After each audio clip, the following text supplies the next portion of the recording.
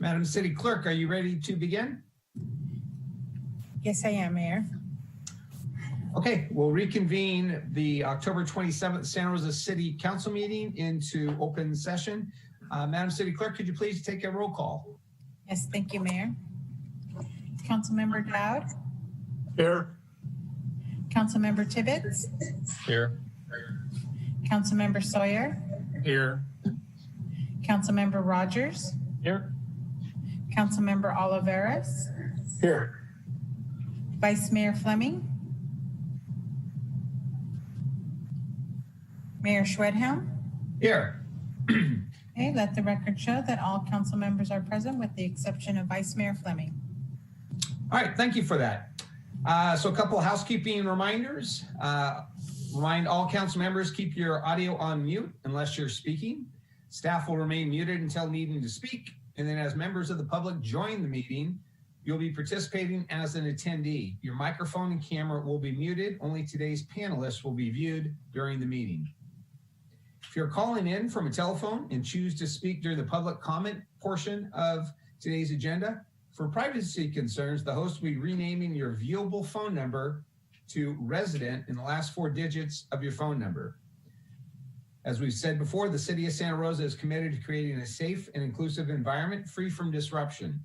We will not tolerate any hateful speech or actions and are well staffed to monitor that everyone is participating respectfully or they will be removed.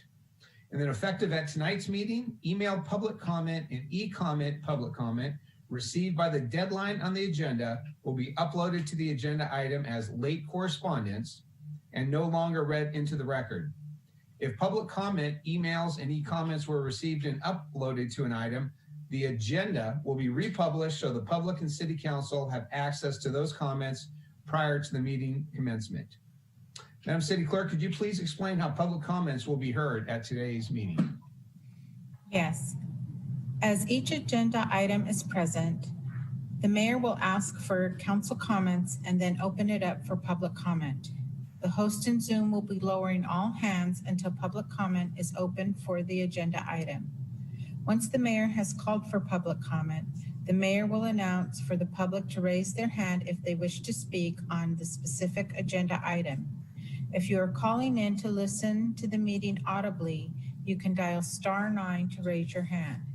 The host will then call on the public who have raised their hands. Public comment will be limited to 3 minutes and a timer will appear on the screen for the council and the public to see. Once all live public comments have been heard, the meeting host will play voicemail public comments.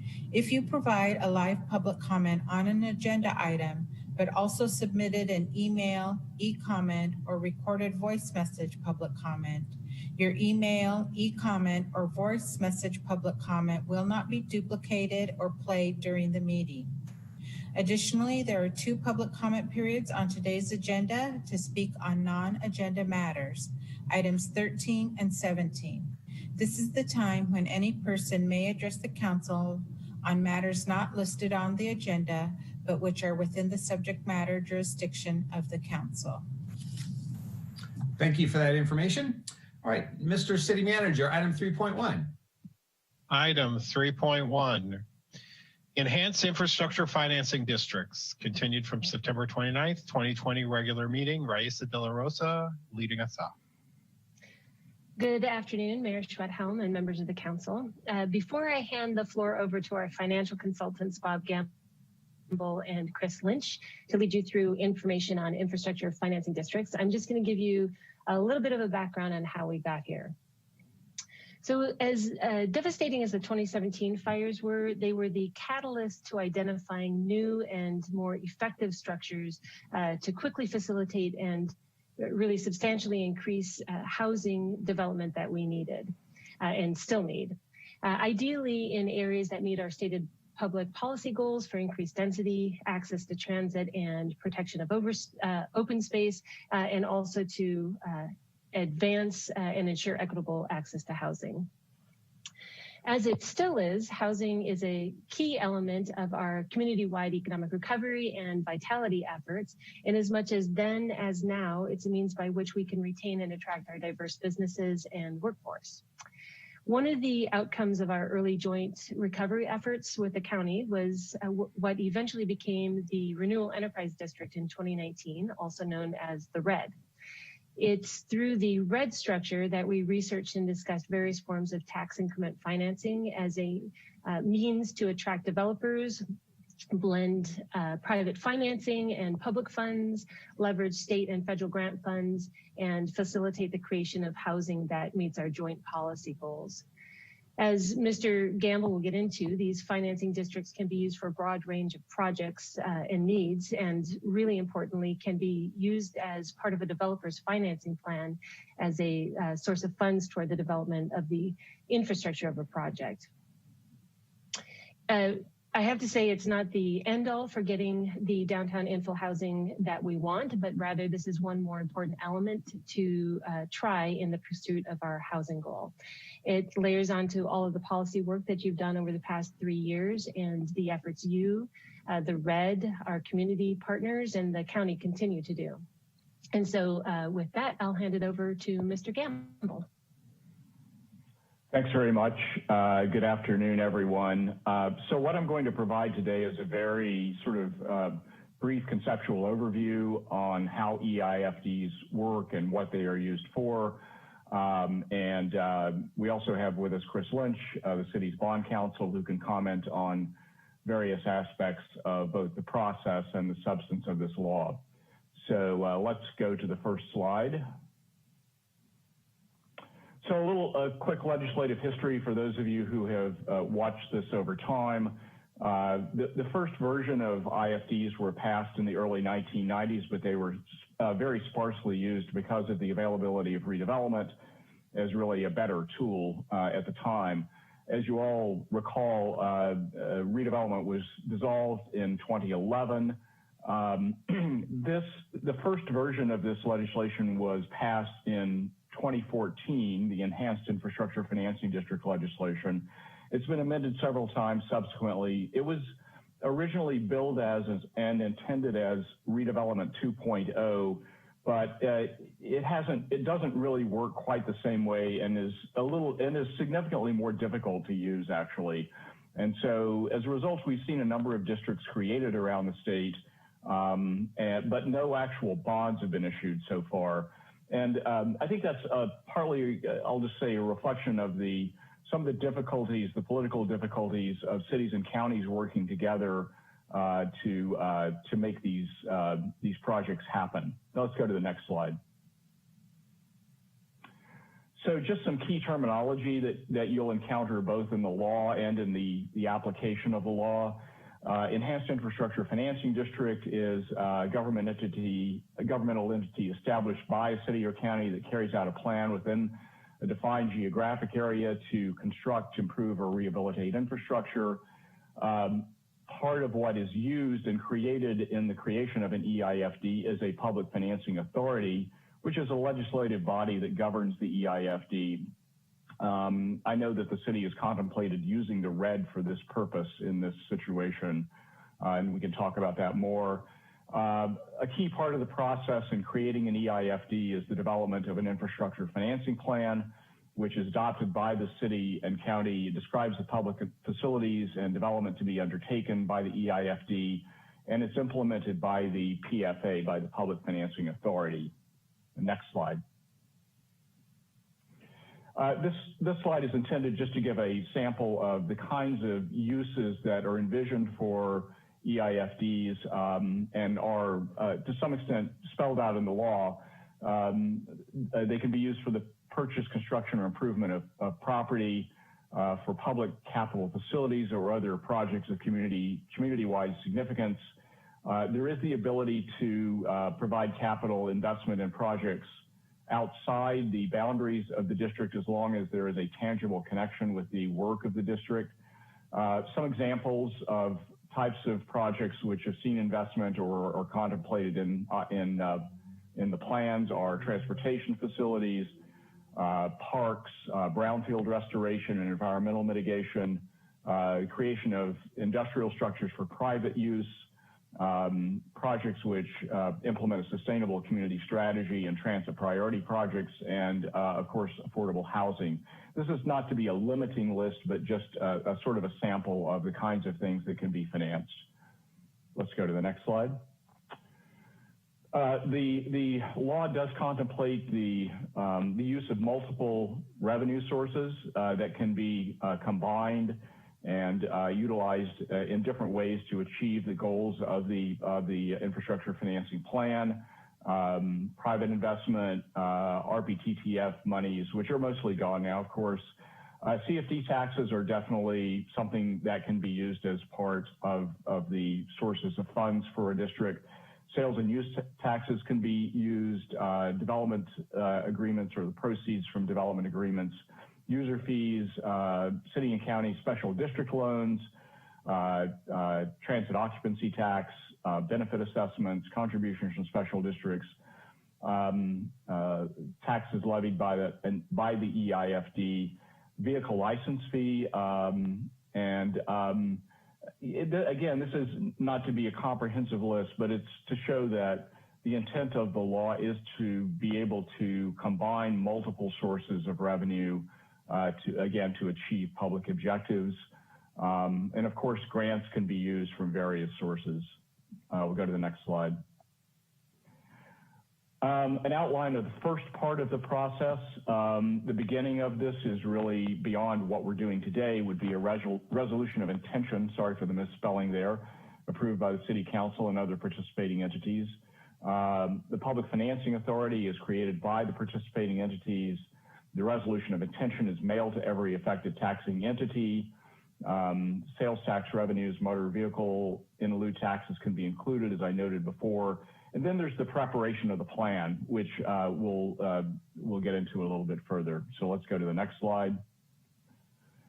So the plan requirements include a map and legal description, description of the public facilities and other forms of development or financial assistance to be utilized, specification of a maximum amount of tax increment projected annually and over the life of the project, a limit on the total number of dollars, a financing plan that talks about uses of debt and other revenue sources, an expiration date, and a fiscal impact analysis, which attempts to calculate and clarify the potential fiscal impacts of the project on the city and other jurisdictions as well. That is the tax impacts and the budgetary impacts. Next slide. Completion of the plan approval. Once the plan has been developed, 3 public hearings are held at specified intervals, and those are just hearings so that the public can react to the plan. At the third of these 3 hearings, protests can be heard. If majority of landowners and residents protest, then the PFA will terminate the proceedings. If there is 25 to 50% protest at the third hearing, an election is required. Otherwise, the PFA may adopt a resolution approving the plan and the formation of the IFD. I realize this may be a little confusing, and Chris Lynch can, I think, help clarify this process when we go to questions shortly here. Let's go to the next slide. This is just intended to illustrate sort of possible scenarios of tax increment growth. And this is just a starting point. It's not intended to be specific to this project that you're contemplating today. In the first scenario, obviously, you see just the standard 2% growth rate under Prop 13.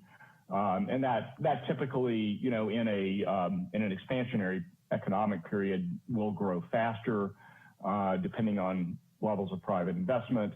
The second scenario sort of shows a more aggressive growth curve that presumably is spurred by investment.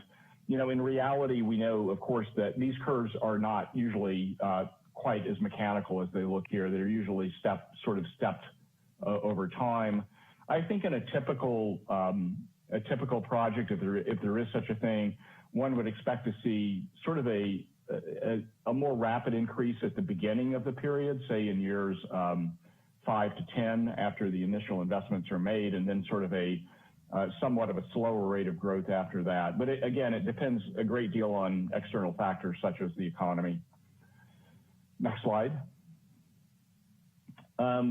So there's been a lot of discussion about EIFD bonds since the passage of the legislation, but the reality is that no one has actually issued an IFD bond in California yet. We think we know what they look like because it's tax increment debt fundamentally, so they would be similar in credit quality to redevelopment bonds. What we've seen in other jurisdictions, several of the places that Chris Lynch and I have worked together, there's often a combination of CFDs with IFDs, and in some cases even the use of the CFD as the bond issuing mechanism with the revenues being supplied by the IFD.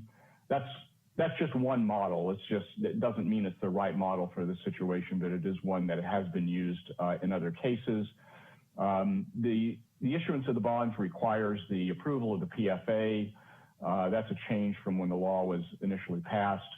And it is important to keep in mind that tax increment will likely need to accumulate for several years after the creation of the EIFD in order for there to actually be debt capacity created that can be used for infrastructure investment. So to the extent that there's a need for investment up front, the city would have to consider other alternatives to essentially complement the EIFD. So that's just an important provision to keep in mind. I think that is our last slide. So at this point, I think we can open to questions about process, about substance, or anything else that may occur to you. Okay, thank you for that presentation. Bring it back to council. Any questions over that presentation? Mr. Tibbetts? Thank you, Mayor. It always takes me a second to go raise my hand when you ask. Thank you, Mr. Gamble, for that presentation. The question I have is, so I understand that the Delta, the tax increment financing is bonded. Does just a conventional underwriter like JP Morgan Chase, some Wall Street bank, are they the underwriters of that debt? It could be. I mean, there are multiple ways to sort of use the revenues to create capital. Certainly, one would be through a conventional underwriting process of the sort that you're suggesting here, through any underwriting firm. I mean, you could also use it to, for example, for a private placement, if that made more sense. So there's nothing about the process or the law that stipulates how you choose to access the capital markets. Obviously, that's part of the role that we would help play, is to help ensure that you leverage the revenues in the most effective way.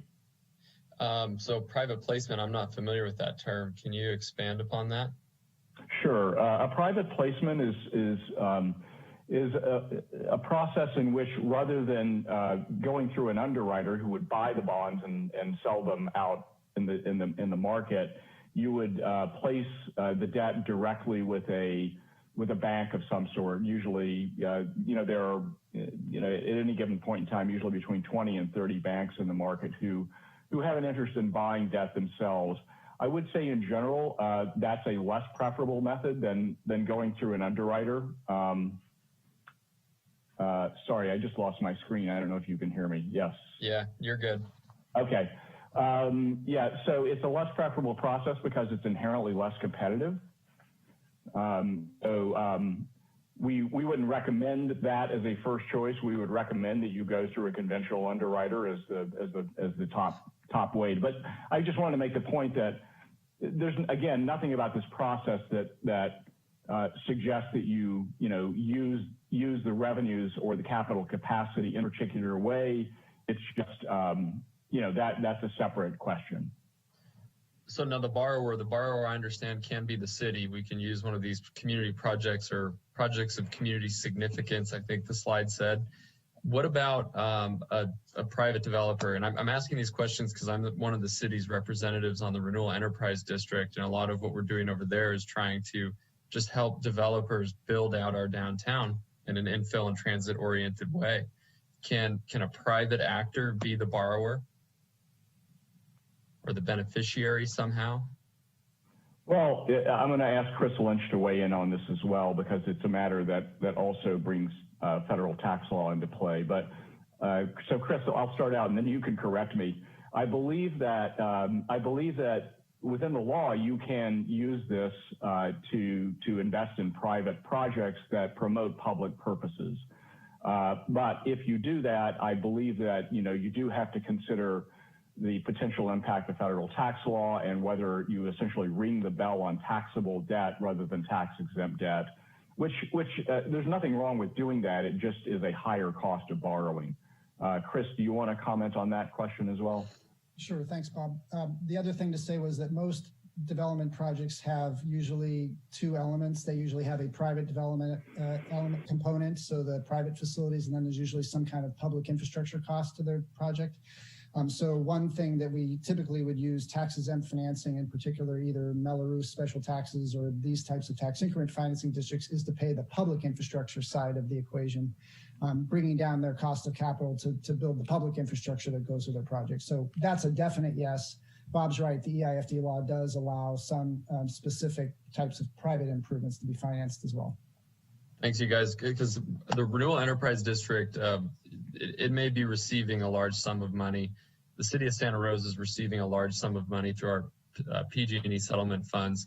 So the reason why I asked about who does the underwriting is I think it's an important question for us to understand more as this process evolves, because a lot of these projects that we have been trying to develop downtown do not pencil with these conventional underwriters. So I'm trying to piece together, is there a way that the money can be borrowed through tax increment debt, but the money is getting borrowed from PG&E settlement funds or from the RED fund, and then that entity is what receives the interest payments as opposed to JP Morgan on Wall Street, because it keeps that interest money here locally. Do you think that would be a feasible approach?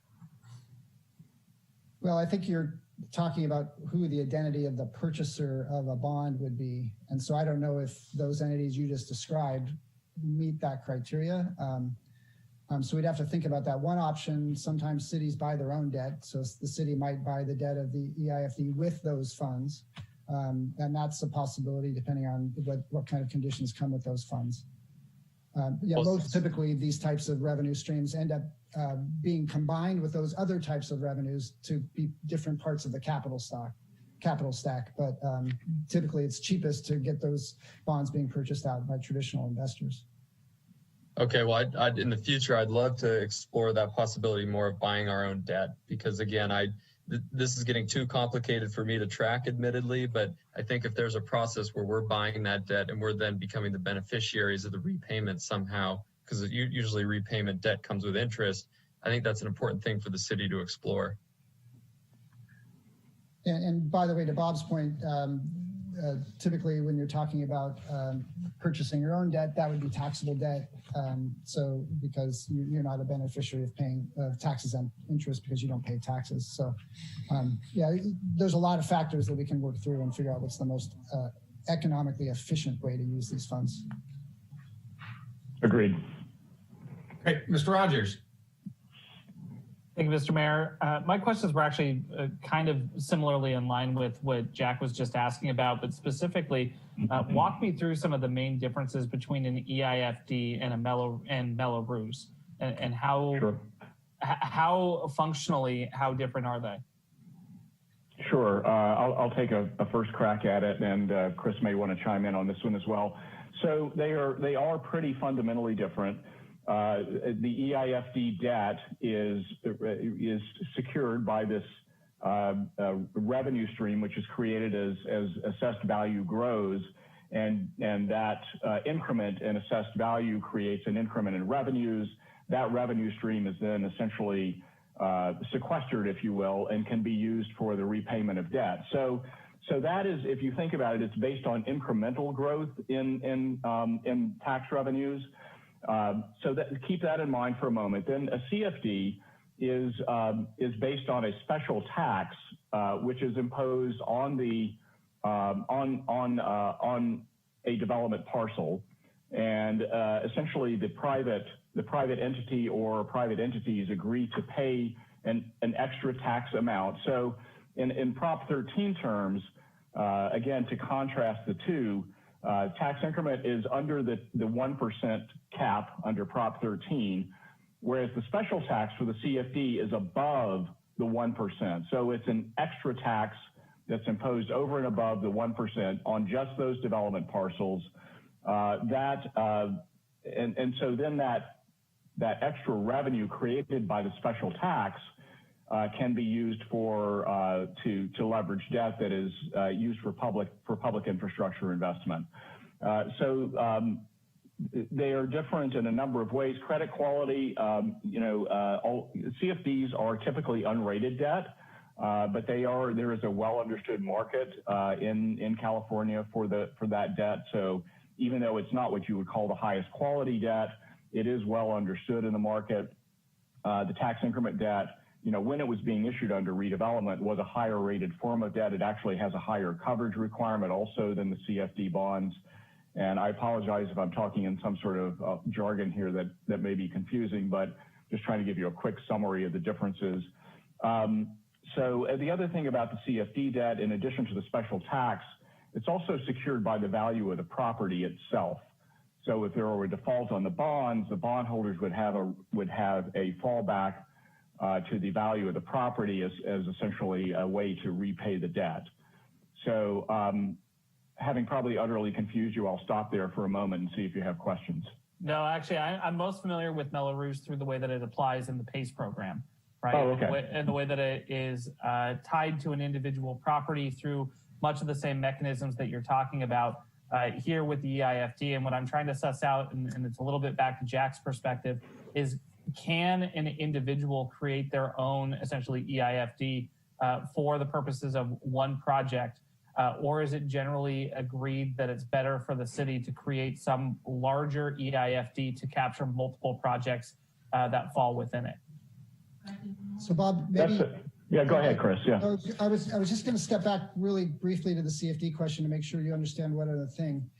The ways that the EIFD and the CFD might work together is that the EIFD, as Bob showed you in that graph at the end of his presentation, grows over time as values grow. In other words, the increment grows as the project is completed, but it's not available early in the development cycle. Those special taxes can be available immediately in the development cycle, so they can often be available to kickstart a project.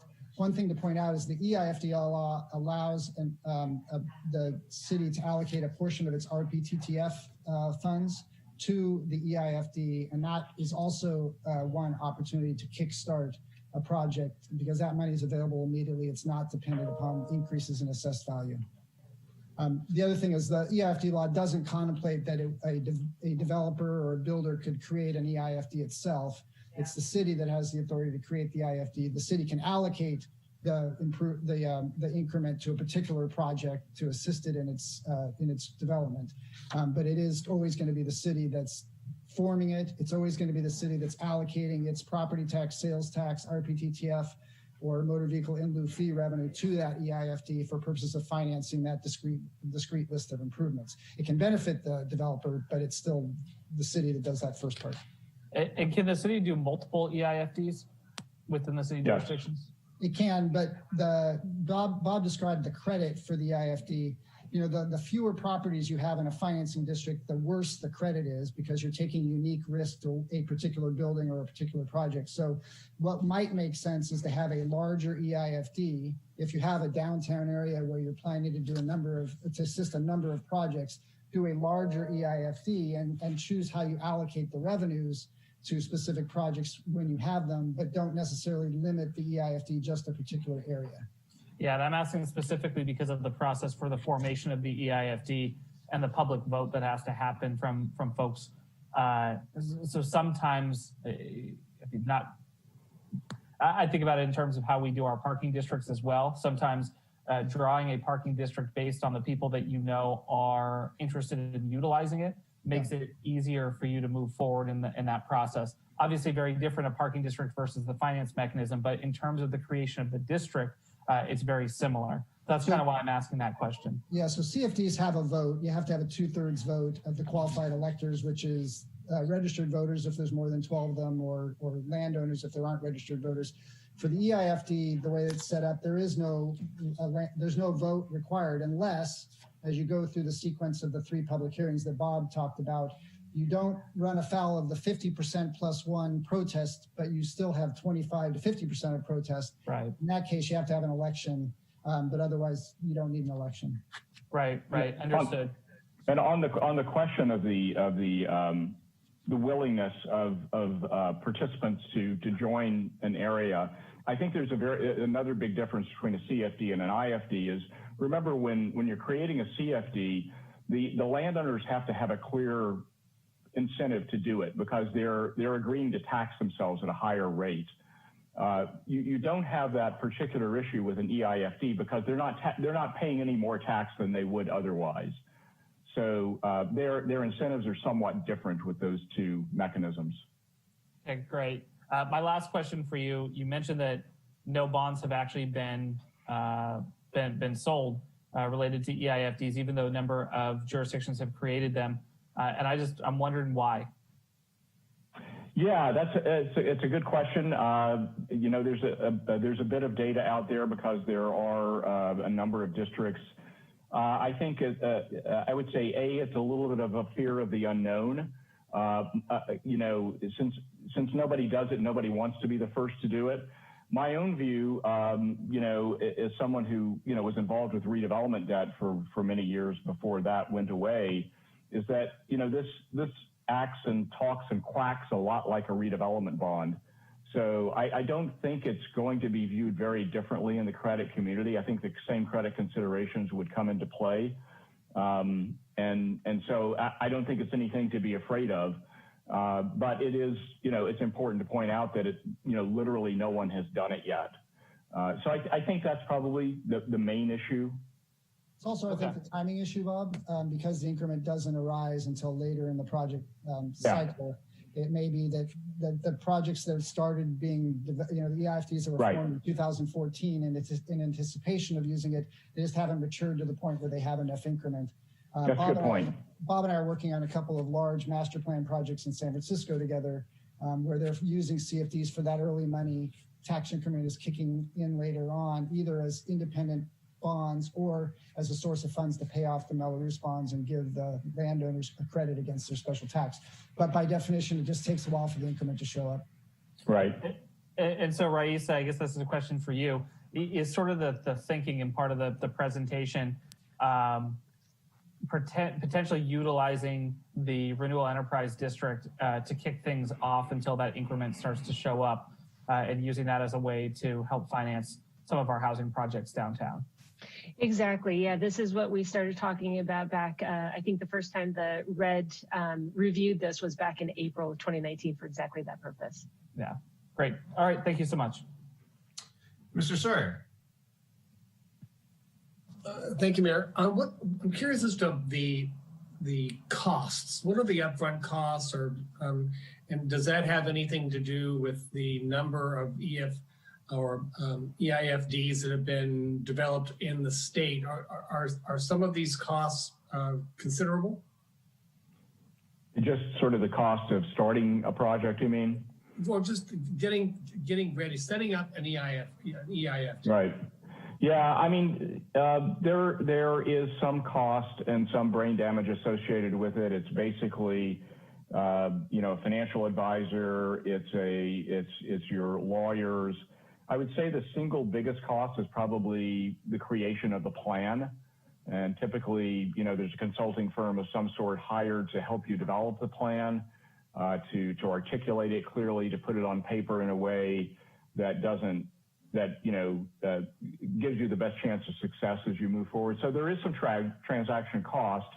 I think it's pretty comparable to what was usually done in the redevelopment days, though. So it's not extraordinarily high. In fact, I would say if anything, it's probably a little bit less. There are sort of the law is actually somewhat less restrictive than the redevelopment law in terms of what you have to have at the beginning of it. But there's something there. I mean, I certainly wouldn't advise someone to do it unless they really felt like, it made sense and they wanted to do it. Yeah. I think the other reason there aren't a lot of EIFDs out there right now is that redevelopment used to have the benefit of cities and counties being able to spend other public agencies' money. EIFDs is voluntary increment. You have to spend your own money. So if you're a city, you form the EIFD, you have to allocate your own revenues from your general fund to the EIFD. If you can line up another taxing entity to contribute its general fund monies, it can do it also. But it's just not as easy to spend your own money as it is other people's money. And so that's why we're not seeing too many of them. Yeah, that's a really critical point. I mean, you know, I don't know, and maybe Chris, you do, of any example of cities and counties outside of San Francisco, which obviously is consolidated, working together on an EIFD. It's indicative of the ongoing sort of tension between cities and counties, and really the fundamental difficulty of working together. There are a couple instances in Southern California where a city has formed an EIFD in anticipation of the county of LA kicking in with, I think, some transit funds. I think those are we're starting to see those actually happen, but you're right, it's generally not happened. It has to be a regional project that is so important that one of the, you know, more than one public entity really wants to contribute its general fund monies to the project, and there just aren't a lot of those. Right. Thank you. All right, Council, any additional questions? So the questions I have been asked, you know, if this is such a thing, how come no one else is doing it? And the other question about any other cities or county coming together. But one other question that hadn't been asked, on slide 9, you talked about potential revenue, and this may be that unknown, but what would you anticipate being any impacts related to the current pandemic?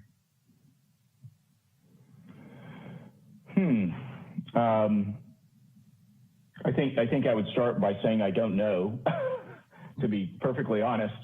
I do, you know, I think this is all a question right now of how the pandemic affects our economy in some fundamental ways over the long term. And it's always a difficult judgment to make in the moment, I think. I mean, I am not, for myself, assuming that we don't have downtowns with density in the future. I mean, you know, if you're in the real estate world right now, a lot of people are running away from the concept of urban centers. But you know, I don't claim to be an expert in that myself, but I find that difficult to believe that we would reach a point where everyone wants to live in a suburb all the time. Yeah, I think the impact of COVID will be also that the EIFD is dependent upon the city of Santa Rosa and some other taxing entity allocating general fund revenues, either sales and use tax revenues, which obviously have been impacted and may continue to be impacted by COVID, and then also property tax revenues. So if we're to see long-term unemployment with long-term delinquencies and perhaps reductions in assessed value, then depending on the timing of forming the EIFD, that may impact the viability of an EIFD to generate property tax revenue. Right, that's the direction I'm going.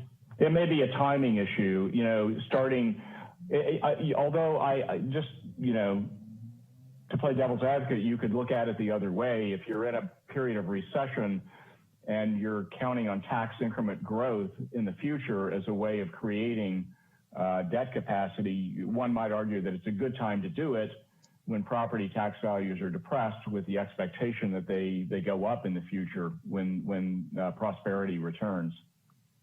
Yeah, and I just want to add too that again, I go back to the fact that this is just one element of the total policy package that we're looking to do. So it's layering it onto the other elements that we've already put into place that keeping us more attractive to new developers.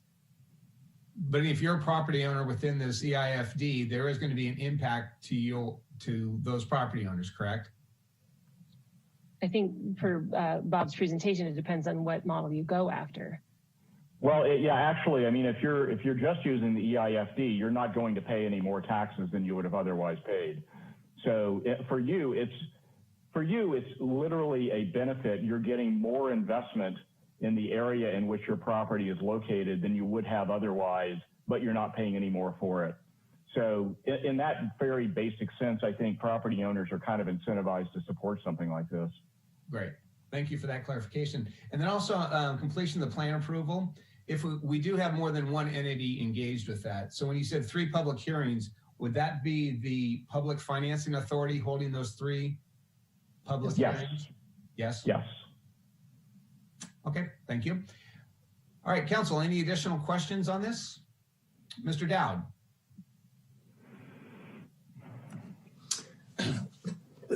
I'm reminded as this discussion has gone forward, I happen to be on the feasibility study team for the prospect of forming the Sonoma Clean Power Agency under the CCA rules. And we were fortunate to have Marin Clean Energy be the pioneer.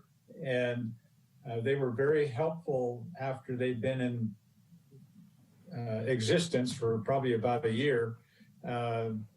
When we were doing our feasibility study, they really pitched in and told us what they thought they had done well, and they told us what they thought they could have done better. And so while I think this is an interesting concept, I don't know that I can support us being the very first pioneer in California to do such a thing. Yeah, I would want to clarify that I'm guessing there are 15 or so districts that have been formed already. It's just the one thing that has not been done is to issue debt from the district.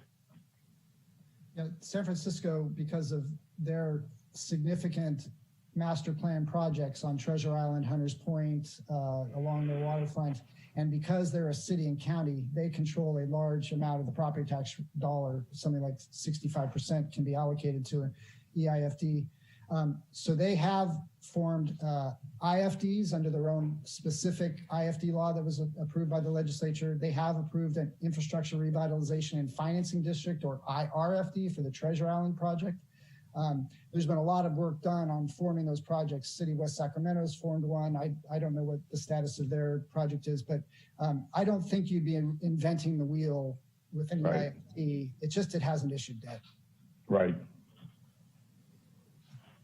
Okay, council, any additional questions? Seeing none, we're not going to take public comment on item 3.1. If you wish to make a comment via Zoom, please raise your hand. If you're dialing in via telephone, please dial *9 to raise your hand. Zoom host, would you please facilitate public comment on item 3.1? Thank you, Mayor. A countdown timer is on the screen for the convenience of the speaker and viewers. The first speaker will be acknowledged and invited to speak. Please make sure to unmute yourself when you are invited to do so. Your microphone will be muted at the end of that countdown or at the conclusion of your comment. The first public comment will be from Hugh. Hugh, I've enabled your speaking permissions. Can you please unmute your microphone and confirm you can see the timer on your screen? I can see the timer on my screen. Thank you. Please identify yourself for public record if you so choose, and your time begins now. Thank you. Hugh Futrell, 204th Street. I'm thrilled that you're having this study session, and I'm here speaking on behalf of the DAO, which has taken a formal action of support for creating the EIFD, and for myself as a downtown property owner and developer. Just a quick reminder that we have invested, speaking of my firm, $110 million in the downtown core. Within 24 months, we'll hit 170 million. We have 108 units that are about to begin construction. Grading has started within the downtown core, and we have another building that is under construction as well. So when there's discussion about the cash gap, we don't have a cash gap, and the city may want to inquire why we don't and others seem to. I'd like to make 3 quick comments and then a more general one, since I know time is short.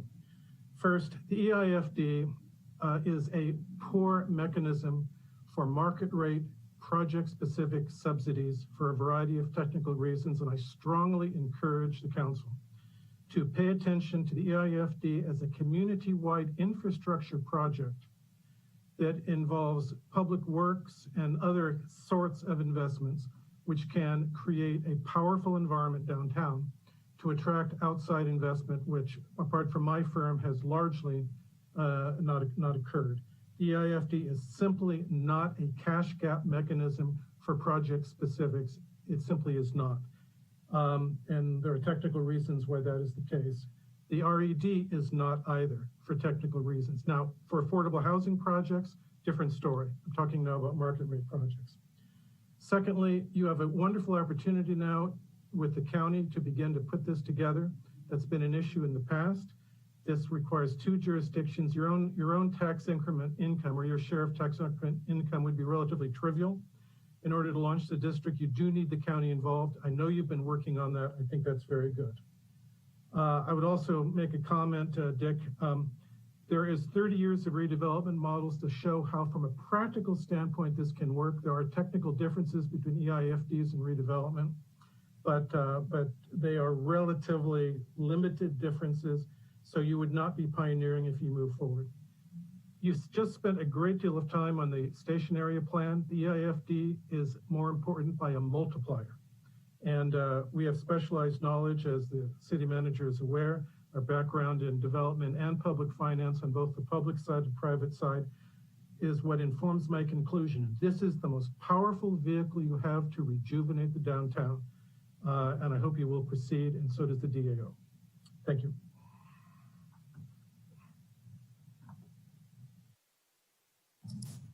Thank you, Hugh.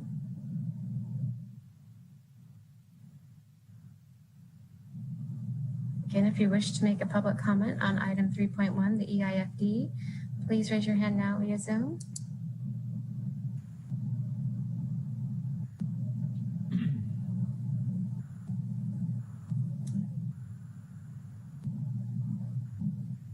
Okay, Mayor, I'm not seeing any additional hands being raised on this item.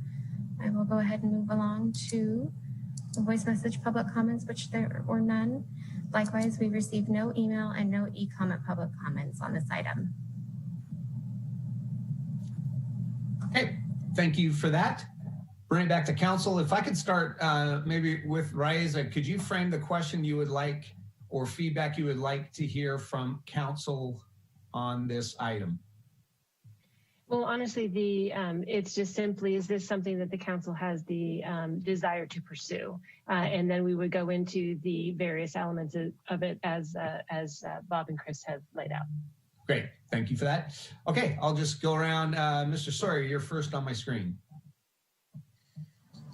Thank you, Mayor. Well, I'm definitely looking for any kind of advantage that we can use to further our efforts in creating that downtown that I think we all agree we need to have. And if this tool is available to us and we can take advantage of that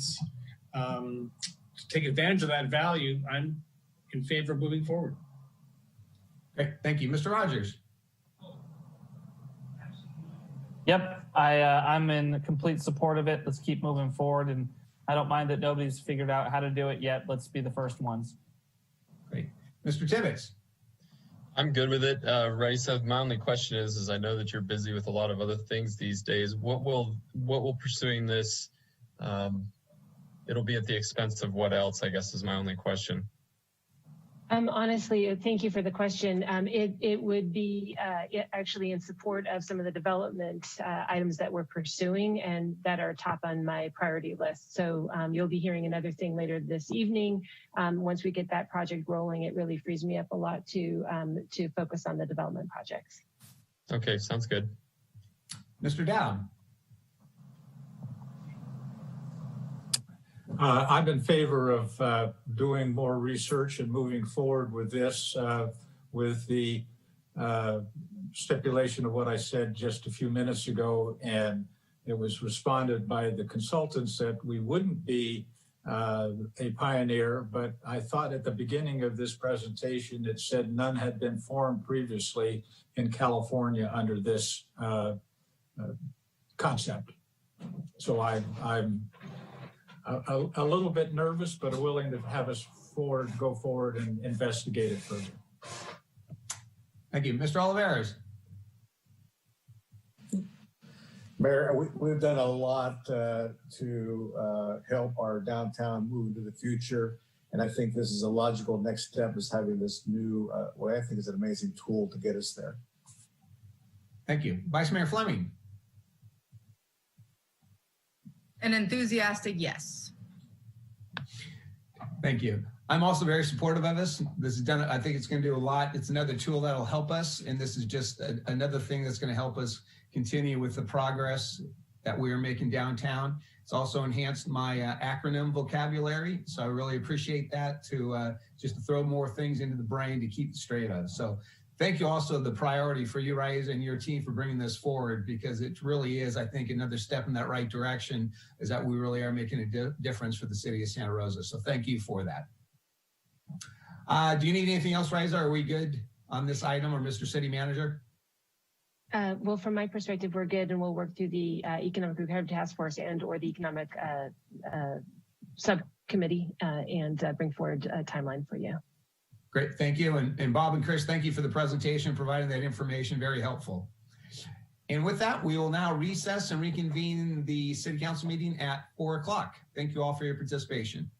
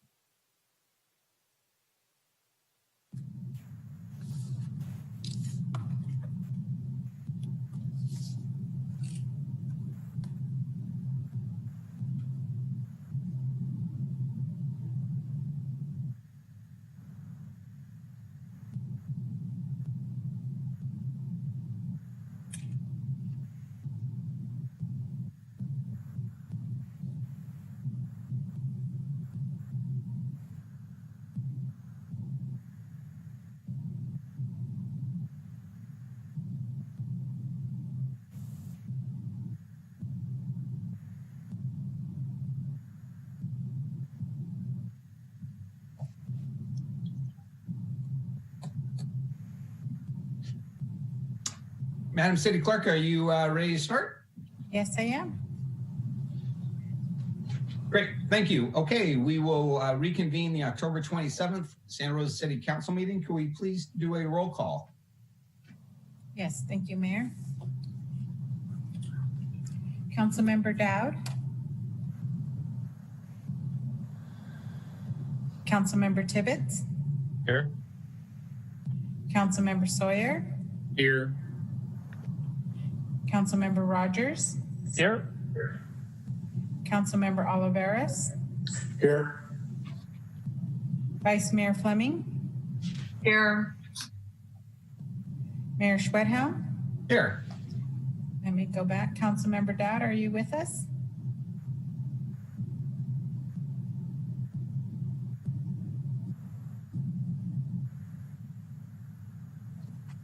I'm here. Okay, let the record show that all council members are present. Great, thank you. Item 5, Mr. City Manager, anything to report on our study session? Nothing further to add. Thank you. Madam City Attorney, anything to report on our closed session? Sorry, I pressed the wrong button there, so it disappeared for a moment. Yes, want to report out on closed session on item 2.1, council met and discussed and gave direction to the labor negotiator. And on item 2.2, the council discussed and gave direction to the city attorney. Great, thank you. We have no proclamations. Item 7, staff briefings. Mr. City Manager. 7.1, there is no staff report this evening. 7.2, I will turn it over to Magali Tejas.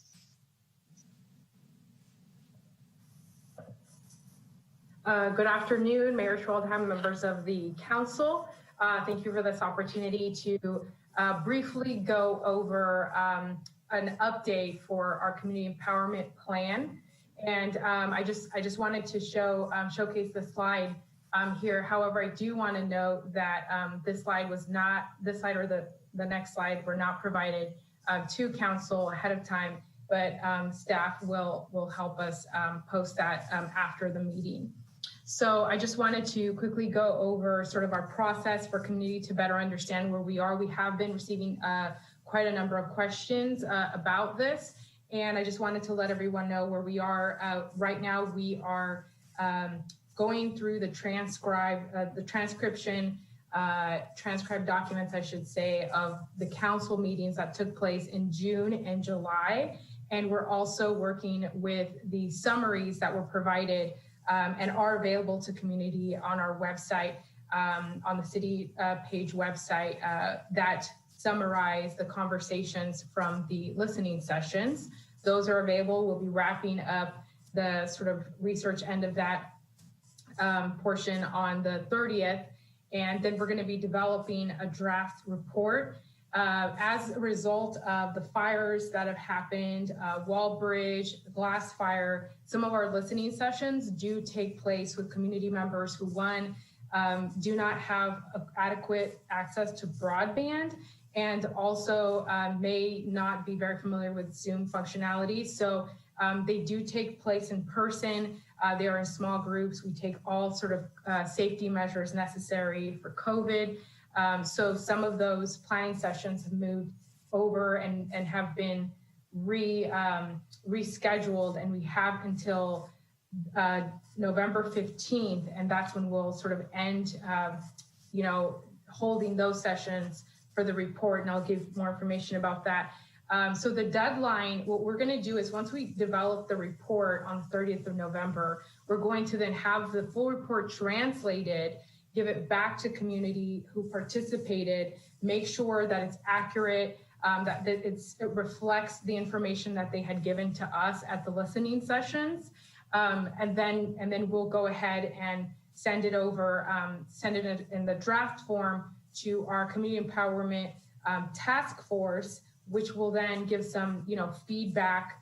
We'll discuss the report with them, and then we're going to finalize translation and edits on that. Once that's finalized, then we're going to integrate the feedback from the task force and finalize a graphic that we want to submit to council once we're all finished, and to community. And the graphic will be sort of a representation of the themes that were pulled out, came out. Community is giving us resources, different themes that have been prevalent through these conversations. And we want to make sure that a reporting format is accessible to folks in multiple modalities, right? And then we'll be presenting to council all of this information at the first meeting in February. So we're going to go ahead and go to the next slide, please. And you may not be able to see the very right part of the slide, but I just wanted to give you all some more information. The sessions that we have coming up, the listening sessions, are with monolingual Spanish-speaking folks, our Eritrean community, different indigenous groups that are local, and our Asian Pacific Islander community. Those will be included in the report. And just an update on our Multicultural Roots project, Stories from Black Indigenous People of Color.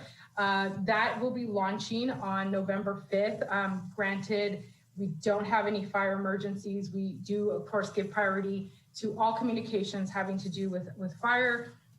If, knock on wood, none of that is necessary, then we are going to go ahead and launch it on November 5th. You'll see it on a number of modalities. You'll see it on our newsletter, social media, council meeting slides. Our community partners will be sharing it. So these are just a few of the areas that you will be seeing those projects.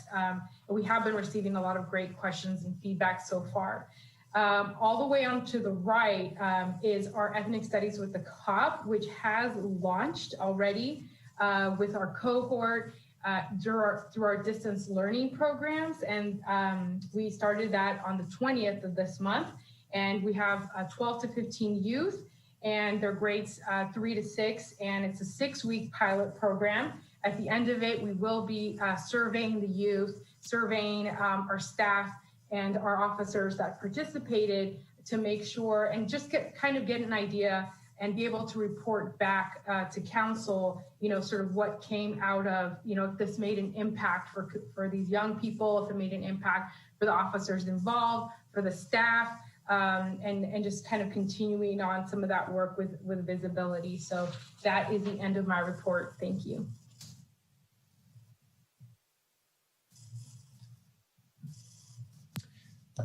All right, Magali, thank you for that presentation. I have a question. One of your slides mentioned the CEP Task Force. I'm familiar with that, but could you share with all our listeners and the rest of the council, who is that group and what role do they play in this plan?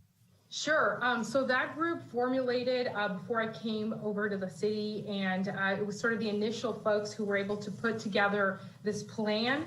And our staff, Raisa de la Rosa, was one of the folks that helped formulate the plan. And I don't actually have the exact names for you right at this minute, but I'm happy to get that to council ASAP.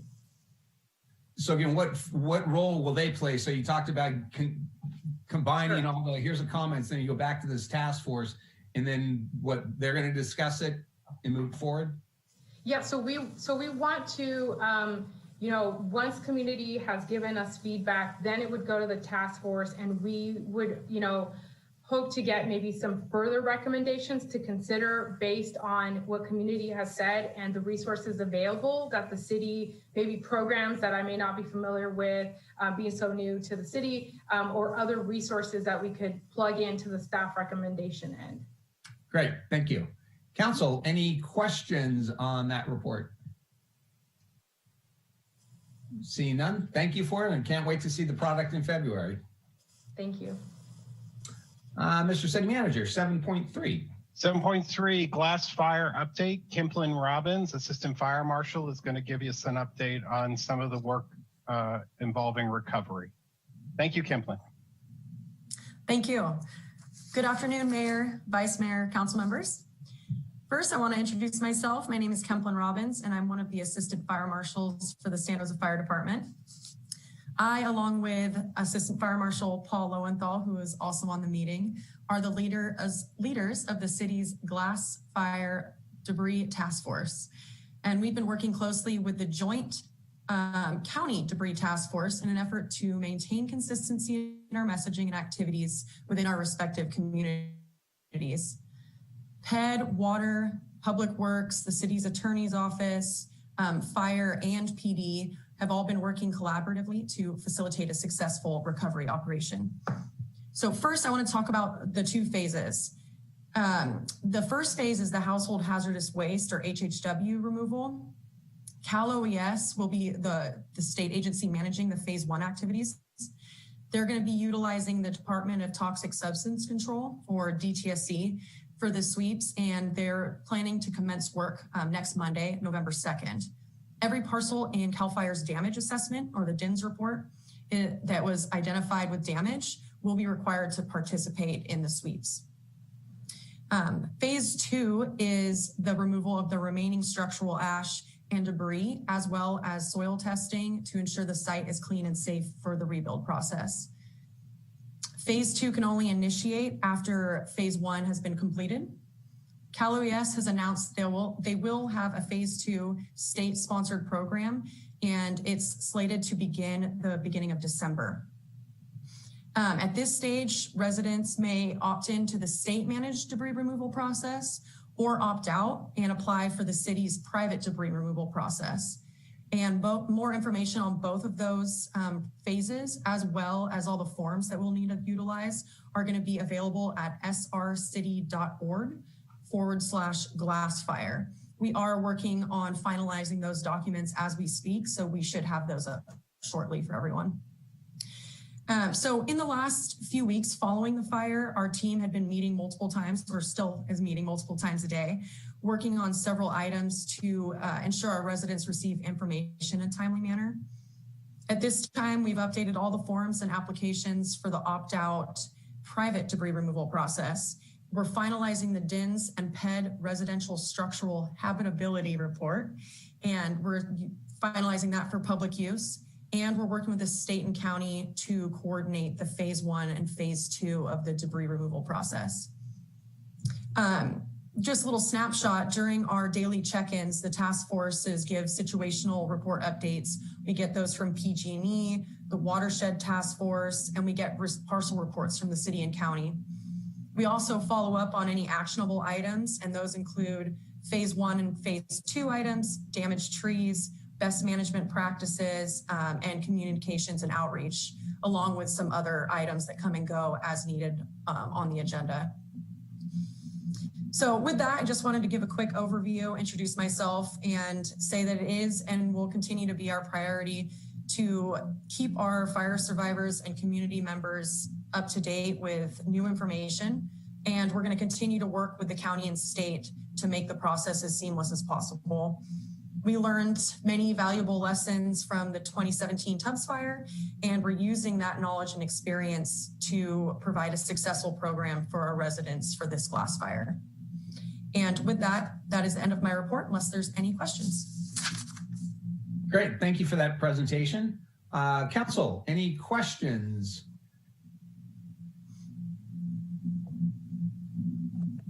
Go ahead, Mr. Dowd. This is particularly about the glass fire update. And the first thing I want to say is Councilmember Chris Rogers and I had an opportunity to go through the glass fire damage in Oakmont and Los Alamos Road and Skyhawk and Piedmont shortly after the fire. And I know Deputy Chief Paul Lowenthal took, it was Councilmember Oliveris and Councilmember Sawyer through the same area right with us.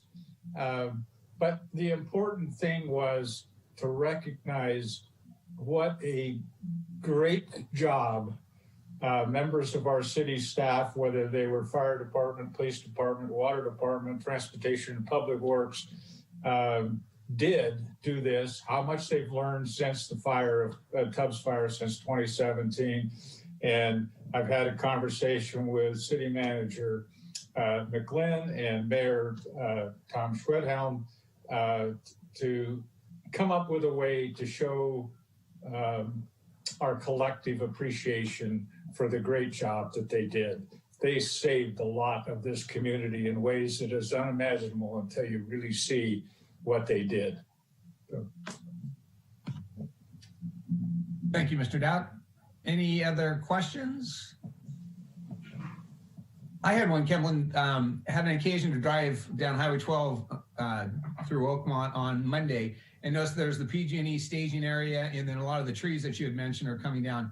A, who makes the decisions about which trees to cut? You know, I'm guessing, is that a PG&E, a Caltrans? Who makes that decision, and how long are we anticipating PG&E having that staging location there on 12?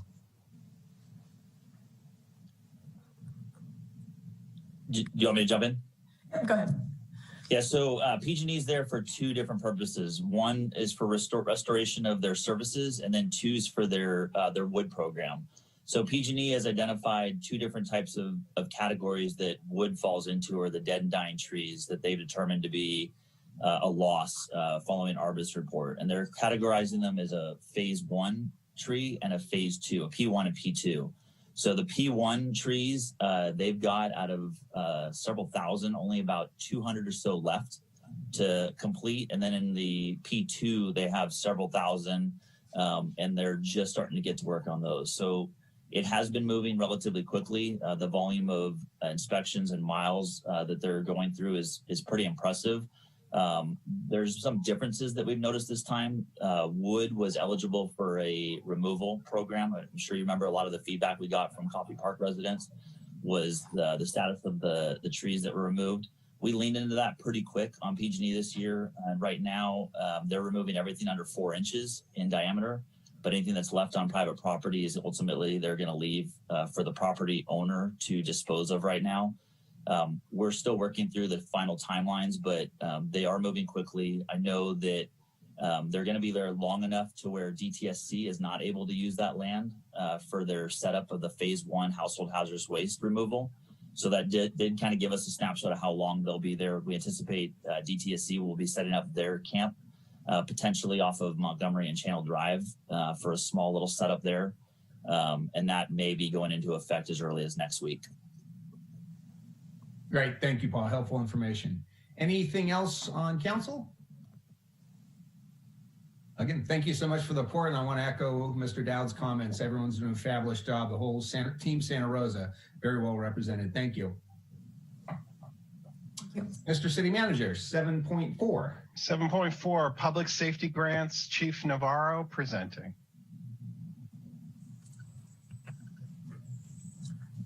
Good afternoon, Mayor Schwedhelm and members of the City Council. Rainer Navarro, Chief of Police. I'm here to provide a quick update on the Police Department's effort looking into public safety grants. The Santa Rosa Police Department is eligible to apply for competitive grants that come from a variety of federal, state, and local agencies. Competitive grants have a very short deadline, usually within 30 days from the time they open up to the time they close.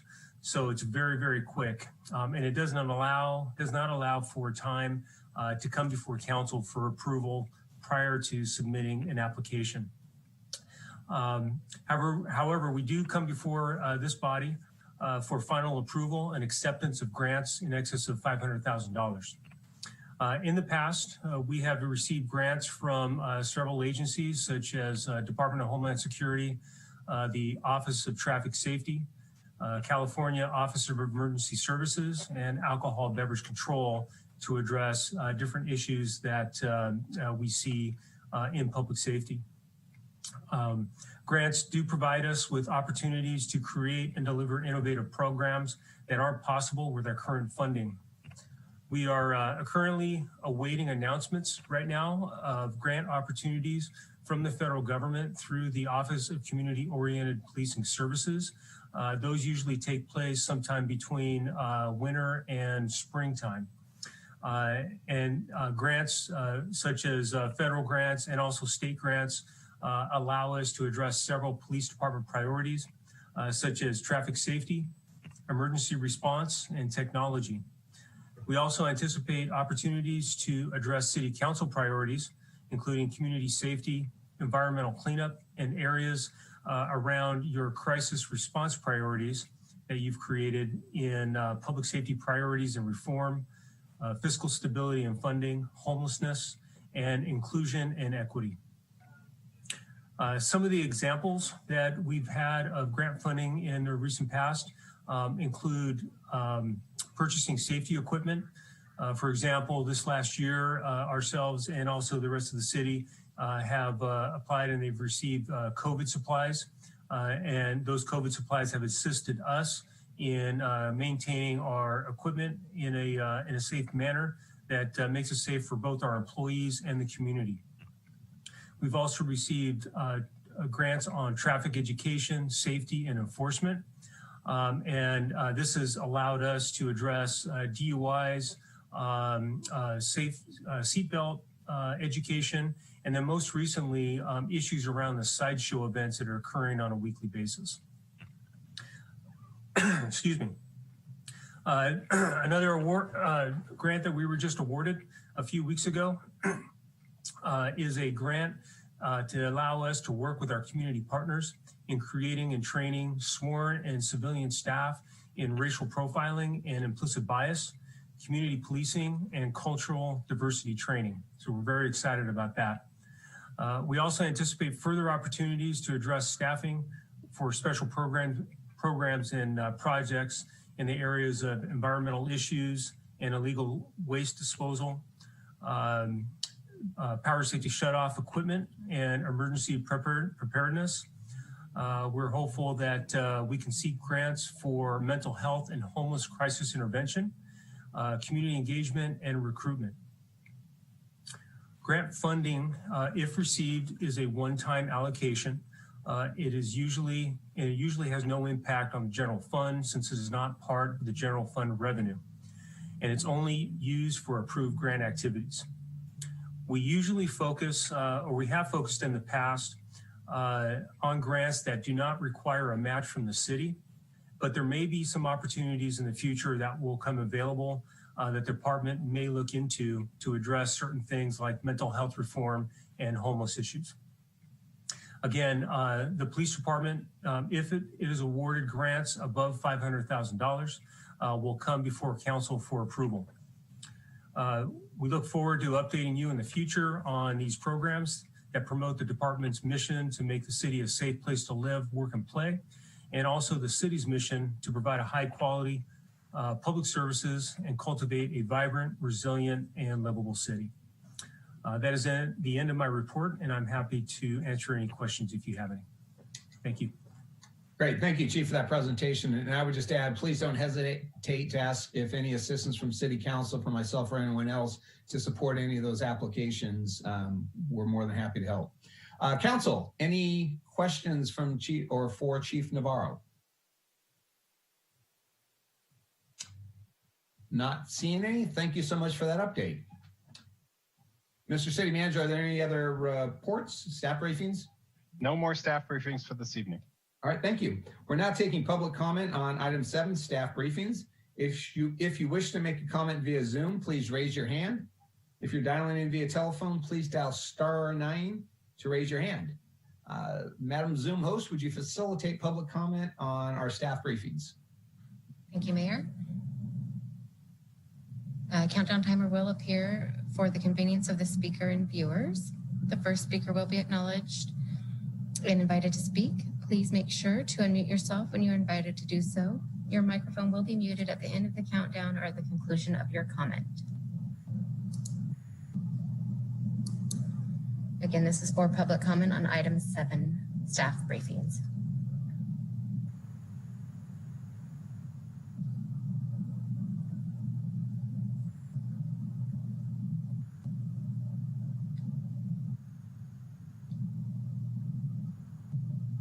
Mayor, I am seeing no hands being raised for public comment on staff briefings. And we did not have any voice message public comments. Okay, thank you so much. On to item 8, City Manager, City Attorney report. Mr. City Manager, do you have a report for us this evening? I do not have a report. Madam City Attorney, any reports for this evening? No report this evening. Thank you. Okay. On to item 9, statements of abstention by council members. Are there any statements of abstention on tonight's agenda? Not seeing any. Thank you very much. Mayors and council members reports. Does anyone have anything they would like to report? Mr. Dowd. I want to report first that last Friday, 10/23, we had a Water Advisory Committee Subcommittee meeting, which involved the Potter Valley 2-basin project that's being managed now by Sonoma County Water. And it's a very interesting time in that, and if you, it's kind of moving forward. There's a lot of work to be done, but if you read the Press Democrat a couple of days ago, Congressman Garamendi, who represents Solano County area and up into Lake County, would like to have had Lake County more involved. And so there's going to be a lot of work yet to be done on that, but it's a very, very important issue for our region's water supply and et cetera. And then the other one, which I attended today with Mayor Schwedhelm, was the City of Santa Rosa expanded water supply, mostly dealing with what are we going to do with the groundwater supply. And it's just a thing moving on. There's a lot of things that have to be done yet, but it's in motion. So I don't know if Mayor Schwedhelm wants to add anything to that, but it's an important issue that we're all dealing with. Great, thank you. Mr. Rogers. Thank you, Mr. Mayor. So we had a Sonoma County Transportation Authority meeting last week, which honestly was not that impactful, other than to say that we finally have now scheduled our very first transit consolidation and coordination subcommittee meeting, which will be taking place this Thursday. For folks who are interested in seeing Santa Rosa City Bus, Petaluma City Bus, and Sonoma County Transit better communicate and coordinate and potentially some consolidation moving forward. We also want to put it on the City Council's radar, have on Thursday as well our Open Government Task Force meeting, where we are hopeful to finish our Sunshine Ordinance to be able to send it to the City Council soon. And then the last thing, Mr. Mayor, just found out yesterday that tomorrow I am being appointed as the chair of the California League of Cities Environmental Quality Committee, and will be leading on that as well as on the executive board going forward. Thank you for that report and congratulations, I think. Mr. Tibbetts. Yeah, I agree with Tom. My condolences. No, just kidding. Congratulations. That's awesome. I apologize, Mayor. I was supposed to let you know about my abstention on item 12.2, so I'm doing that now. All right. Anything else to report, or is that it? And I'm sorry, can you state the, required to state the basis for the recusal under the Brown Act? Yeah, it has to do with non-congregate COVID-19 shelters for people experiencing homelessness. And I believe some folks from the facility I operate may end up over there. So out of an abundance of caution, I'm stepping back. Thank you for that. Any other reports? I just want to report on two things. One, regarding what Mr. Dowd said about the Groundwater Sustainability Agency. We have a meeting on Thursday, second one this month. So I'll be reporting out at our next council meeting, the outcome of that meeting. And then also last week, I want to report out that I participated in an outreach workshop, a virtual outreach workshop for boards, commissions, and committees.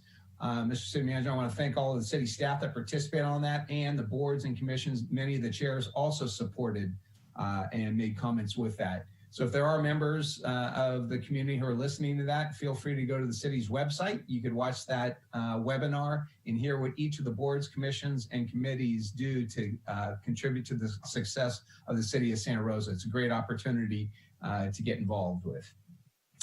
And with that, we will then go to catch up here. Approval of minutes.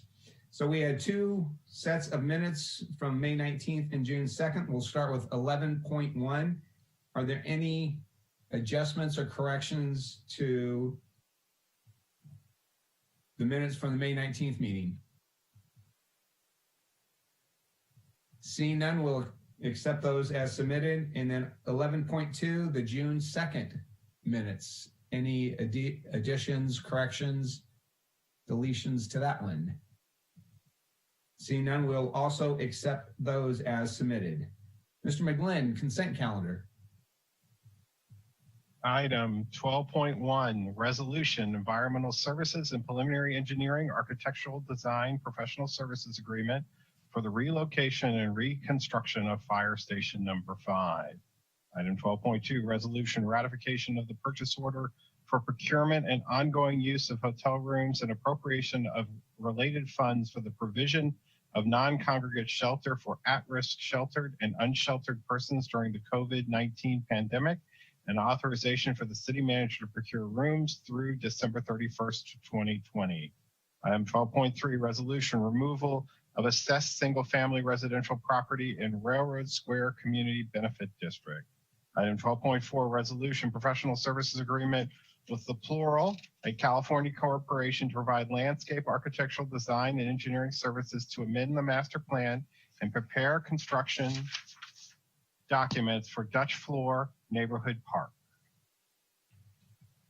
Thank you. Council, any questions on our consent calendar? Seeing none.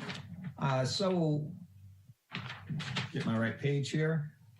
We're now taking public comment on item 12, the consent calendar. If you wish to make a comment via Zoom, please raise your hand. If you're dialing in via telephone, please dial *9 to raise your hand.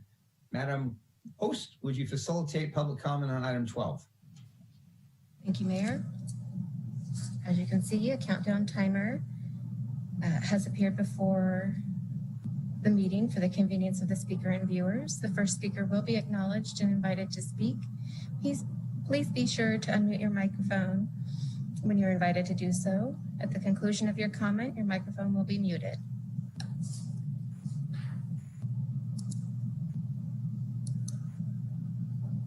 Again, this is for public comment on item 12, consent calendar. Dial *9 if you're participating via phone, or raise your hand via Zoom.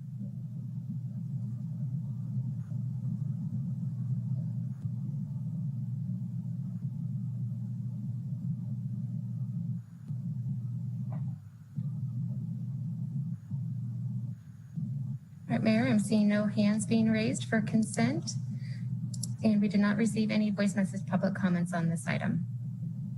All right, thank you. Bring it back to council. Vice Mayor Fleming, you have this item. I do. I'd like to move items 12.1, 3, and 4. Wait for the text. Who got that second? Or who was, or I second that if you haven't gotten one. Sure. We'll go motion by the Vice Mayor, second by Mr. Dowd. Any questions or comments? Madam Clerk, could we do a roll call vote, please?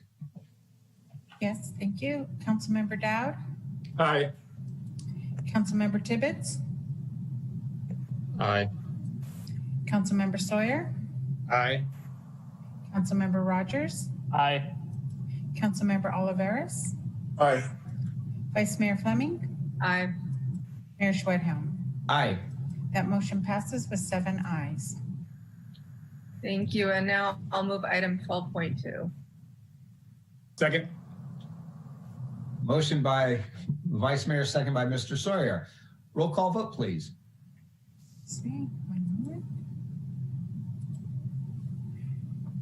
Councilmember Dowd? Aye. Councilmember Sawyer? Aye. Councilmember Rogers, Aye. Councilmember Oliveris, Aye. Vice Mayor Fleming, Aye. Mayor Schwedhelm. Aye. That motion passes with 6 ayes and Councilmember Tibbetts abstaining. Great, thank you so much. Not quite being 5 o'clock, we'll go to item 14.1. Mr. City Manager. Item 14.1, report wastewater revenue bonds series 2020A and wastewater revenue refunding bonds series 2020B, federally taxable. Kimberly Ziuno, Deputy Director, Water Administration, presenting.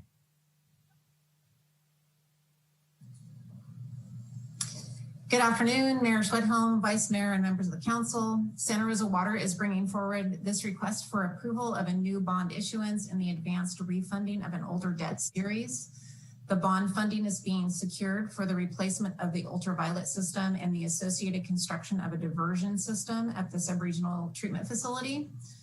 The total estimated project costs are $70 million, but as you will see through the presentation, we are likely not to need to secure that total amount of debt. Can we go to the next slide, please? All right, thank you. As I was saying, we would not need to secure that total amount of debt as there will be some bond reserves released during this process, in addition to some premiums that you will also hear about during the presentation. All of those funds will be applied directly to the project, as well as any cash funding that may be under consideration by our partners. Our financial advisor, Sarah Hollenbeck, a managing partner at PFM, will be taking you through the current market trends, expected total for funding, the estimated interest rates and annual debt service, as well as the opportunity that arose during this process for an advanced refunding of the 2012A bond series, which will save our ratepayers a significant amount of debt service. I also wanted to mention that the BPU saw this item on October 15th and has recommended to City Council the approval of the bond issuance and advanced refunding. In addition to Sarah and myself, we have Chris Lynch, our bond counsel from Jones Hall, and Eileen Gallagher from Stiefel, who leads the underwriting team to answer any questions throughout the presentation. And just before we go to Sarah, I will mention that we actually just got within the last half hour the official rating from S&P Global, which is at AA or AA stable, which is very good for us and will just be that much more of an advantage as we go towards the market. So with that, I am going to now hand it over to Sarah Hollenbeck. Great, and good afternoon, Mr. Mayor and members of the council. Sarah Hollenbeck, Managing Director at PFM, and it's a pleasure to be before you again. We've had the pleasure of working with the city, I think, since 2006, and have been here to talk with you about a number of wastewater issuances over the years, including other refinancings. So if we could go to the next slide, please. So as Kimberly mentioned, we're going to do a little bit of a touch upon what's been happening in the market. As you may be aware, interest rates in general are extremely favorable. One of the perhaps only positive outcomes of the global pandemic that we've all been wrestling with and suffering through since March, or maybe even earlier, has been that interest rates have been very low and continue to be so. So as the chart before you depicts, as of the date that we prepared this, about the 2nd or so of October, interest rates had been lower than that time, only slightly over 1% in the history since 1993, which is the time the date when this tax exempt index, which is the benchmark we use in the tax exempt market called the MMD index, was established. So extremely low rates. I did take a look at the market activity since then, and rates have crept up slightly, but under 10 basis points. So we're still in extremely favorable territory, with the 30-year tax exempt rate today being at 1.72%. So for 30-year borrowing, that's fairly attractive. If we could go to the next slide, please. This graph is showing the taxable market, the treasury rates. And the reason we're showing you both of these is as Kimberly mentioned, one of the series that's being proposed here for the new project financing will be issued on a tax exempt basis, and the proposed refunding bonds would be issued on a taxable basis, and that's just simply to comply with federal tax law, given the character of the bonds that we are refinancing.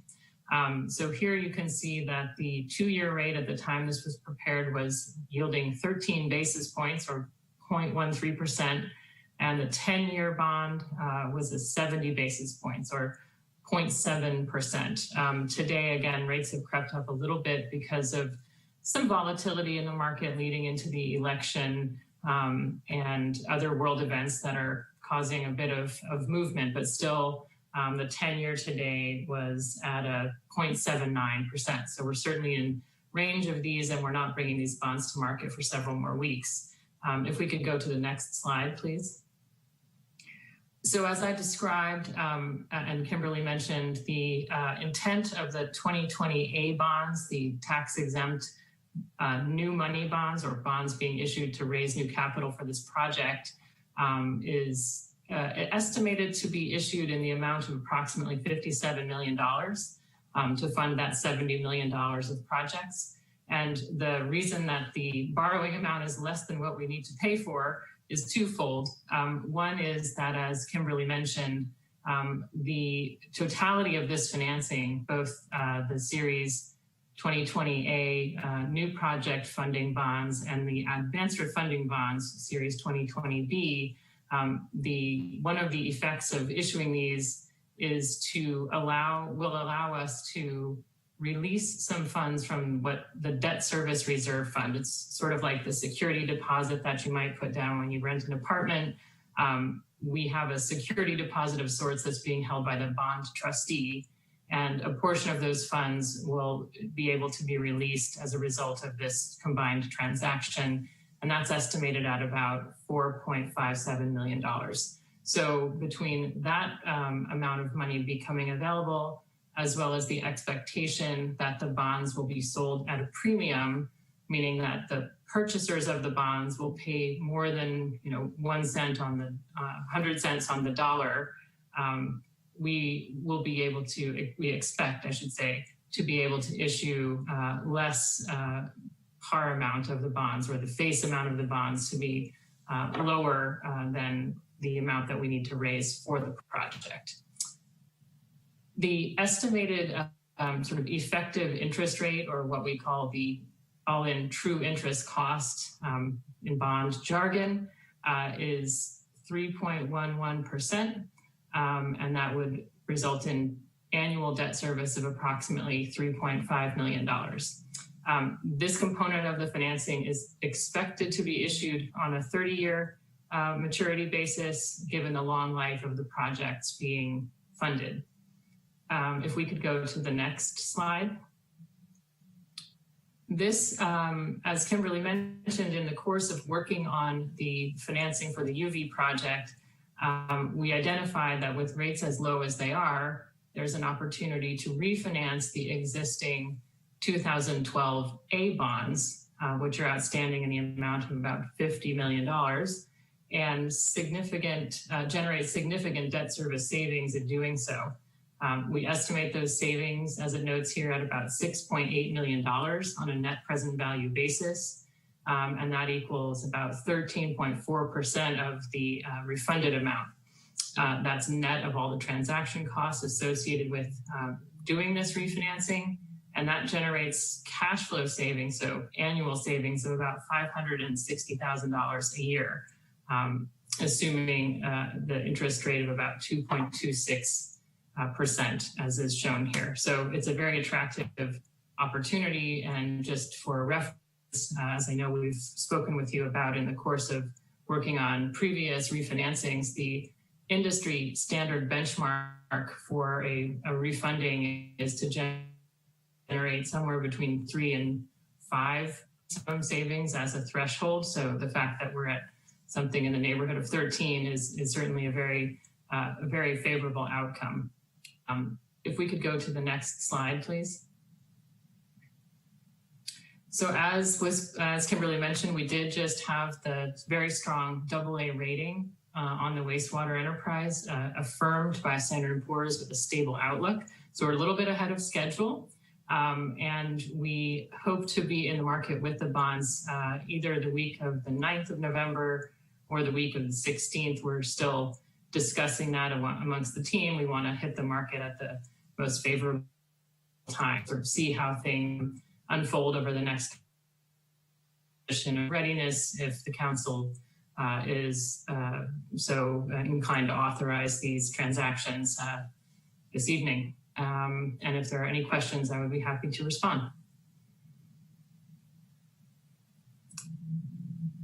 Okay, no questions there. Then we can go on to the actions that are being requested of you. There are resolutions authorizing the staff and the professionals involved in the financings to execute financing transactions, that meet the following parameters.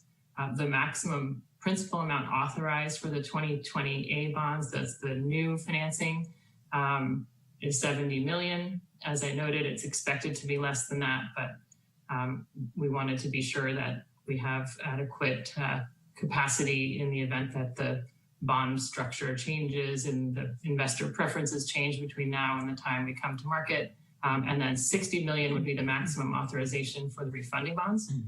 We have a minimum savings threshold for that refinancing transaction of 3%. As I mentioned, that's an industry standard. And the underwriter's discount is not to exceed 0.5%. There are other documents that have been presented to you in substantially final form: an indenture, continuing disclosure certificate, a preliminary official statement, which is essentially the offering document that discloses to investors all the material information about the bonds and the enterprise, the bond purchase agreement, which governs the sale of the bonds by the city to Stiefel, the underwriter, and then through them to investors, and then finally an escrow agreement, which governs the funds that would be held by the trustee until the 2012 bonds can be redeemed. Next slide. So Kimberly, would you like to take this one, or would someone? Sure. All right, so it is recommended by the Finance Department, the Water Department, and the Board of Public Utilities that the Council, by resolution, approve the forms of the preliminary official statement, continuing disclosure certificate, 21st supplemental indenture of trust, escrow deposit and trust agreement, and bond purchase agreement in connection with the issuance of Wastewater Revenue Bond Series 2020A and Wastewater Revenue Refunding Series 2020B. The 2020A bonds will be issued to fund capital projects of the wastewater system, and the 2020B bonds will be issued on a taxable basis to redeem certain outstanding wastewater revenue bonds for debt service savings. All right, thank you, Kimberly. Running to council, any questions? Mr. Tibbetts. Thank you, Sarah. My question is, I'm a little bit confused. Are you refinancing the bonds at a lower interest rate and extending the term? The intent is to refinance the bonds at a lower interest rate. We have not, as of now, structured the refinancing bonds with an extended final maturity. We have what was presented to you in the presentation assumes that the refinancing will share the same final maturity with the bonds being refunded. We are continuing to look at the way that these two markets that we're issuing in, both the tax exempt and the taxable, are changing and relating to each other. And we would hope to have the flexibility to create the most overall efficient transaction.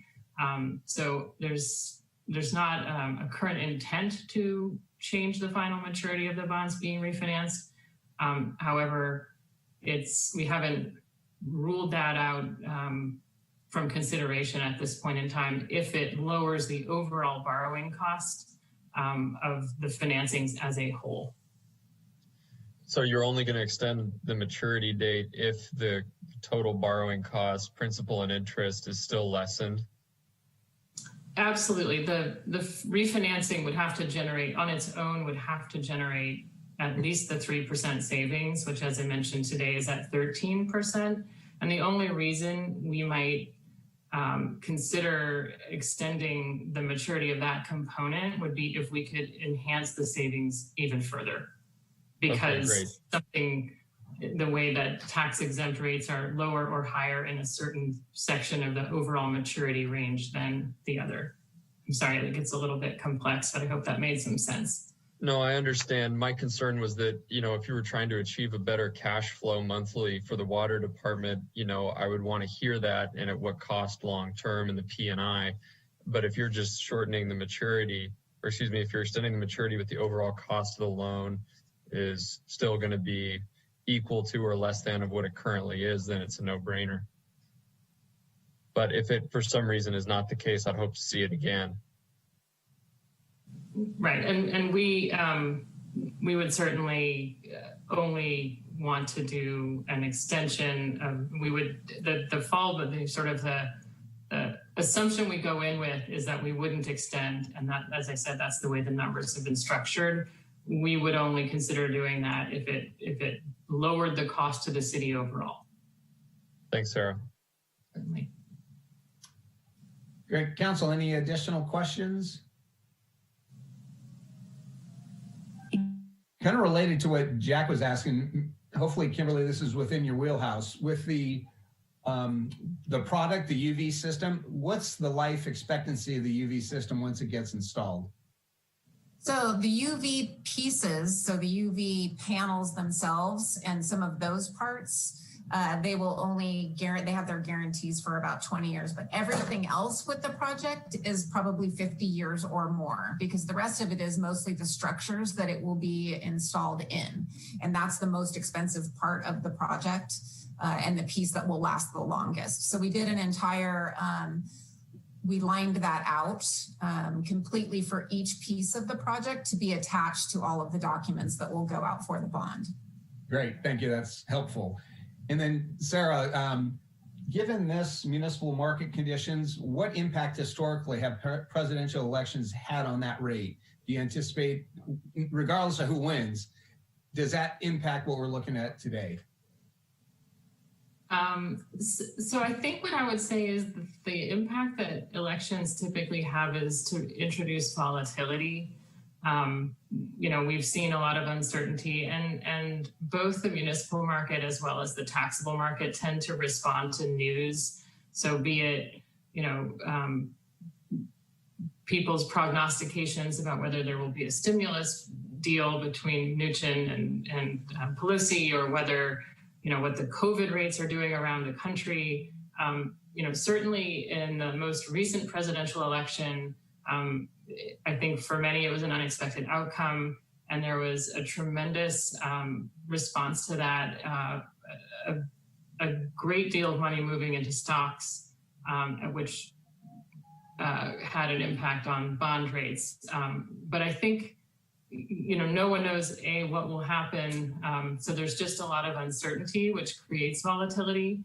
Our market tends to overreact to uncertainty and then correct itself over, the course of several weeks or even sometimes a little bit longer. So there has been a lot of issuance last week and this week.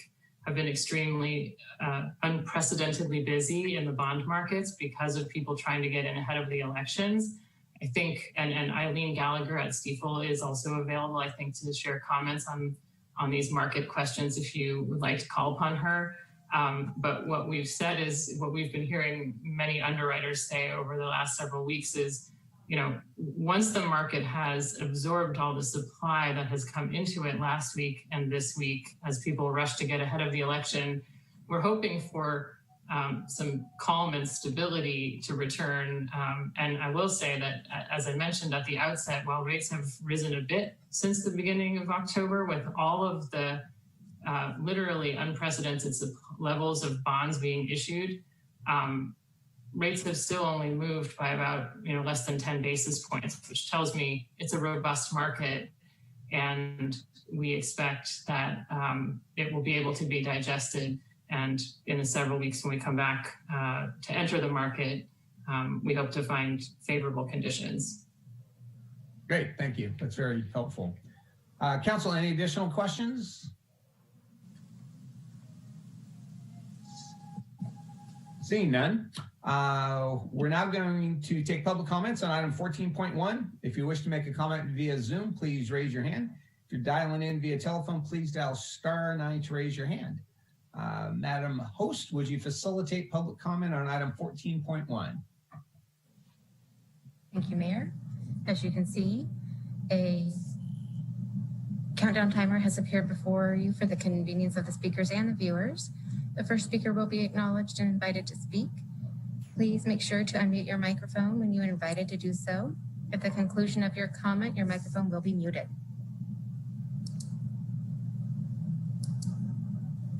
Again, this is for public comment on item 14, wastewater revenue bonds.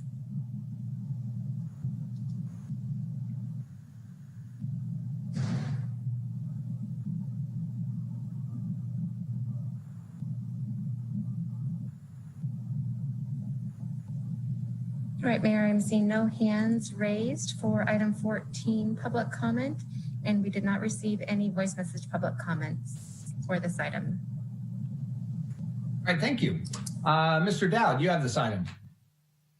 Thank you, Mayor. Having served on the city's Board of Public Utilities for 25 years, this is a very common kind of process that we go through trying to make, because we have to borrow to get these high cost infrastructure projects built. And then as we go through the time, what those bonds typically are 25, 30 years long, we've consistently looked at times when interest rates are low to refinance them to save our ratepayers money. And in this case, the Finance Department, the Water Department, and the BPU have all supported this. So I move, and I'm sorry that this is so long, but it is a long resolution of the City Council, which is Resolution to Council of the City of Santa Rosa authorizing the issuance and sale of City of Santa Rosa wastewater revenue bonds, Series 2020A, and City of Santa Rosa wastewater revenue refunding bonds, Series 2020B, federally taxable, refinancing of all or a portion of the outstanding City of Santa Rosa wastewater revenue refunding bonds, Series 2012A, approving and authorizing and directing execution of a supplemental indenture of trust and an escrow deposit and trust agreement, a bond purchase contract, and other related documents approving an official statement and authorizing official action and waiving the remainder of the text. Second. Okay, a motion by Mr. Dowd, second by Mr. Tibbetts. Any additional questions or comments from council? See none, Madam. Mr. Sawyer, are you about to, oh, you're getting ready to vote. Madam City Clerk, can we do a roll call vote, please? Yes, thank you, Mayor. Councilmember Dowd. Aye. Councilmember Tibbetts. Aye. Councilmember Sawyer. Aye. Councilmember Rogers. Aye. Councilmember Oliveras. Aye. Vice Mayor Fleming. Aye. Mayor Schwedhelm. Aye. That motion passes with 7 ayes. Great. Thank you so much for the presentation. Thank you. Thank you. Okay, I see that it is 5 o'clock, so we'll go back to item 13, public comment on non-agenda matters. So we're now taking public comments on item 13, non-agenda matters. This is a time when any person may address the council on matters not listed on this agenda, but which are within the subject matter jurisdiction of the council. If you wish to make a comment via Zoom, please raise your hand. If you're dialing in via telephone, please dial *9 to raise your hand.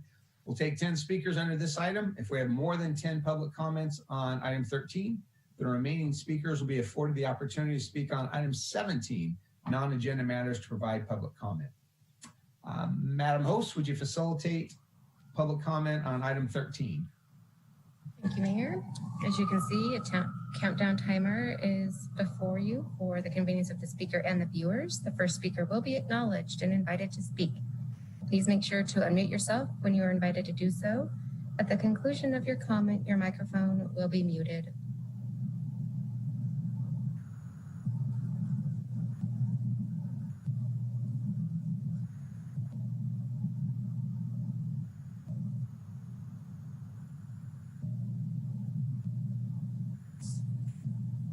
Mayor, I'm seeing no hands being raised for live public comment on non-agenda matters under item 13.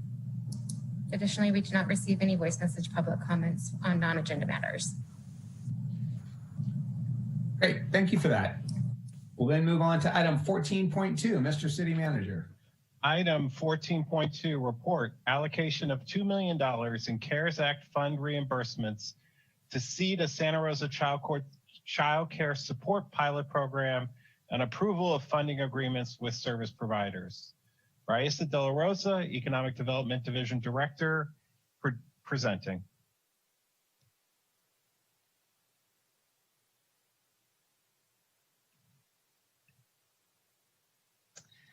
All righty, good afternoon, Mayor Schwedhelm and members of the council. So I'm here again this afternoon, and actually Madam City Clerk Angie Dillon Shore, the Executive Director of First 5 Sonoma County, is also on the line and may need to pop up to answer any questions.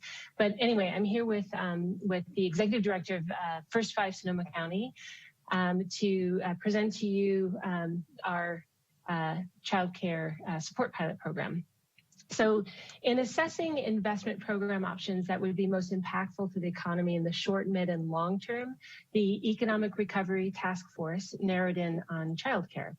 Specifically, by targeting this industry in crisis that has direct implications on the productivity of other businesses and is, importantly, dominated by women and minority small business owners, the task force recognized that any investment made towards stabilizing and helping to sustain the childcare sector will have a long-lasting and multi-tiered benefit.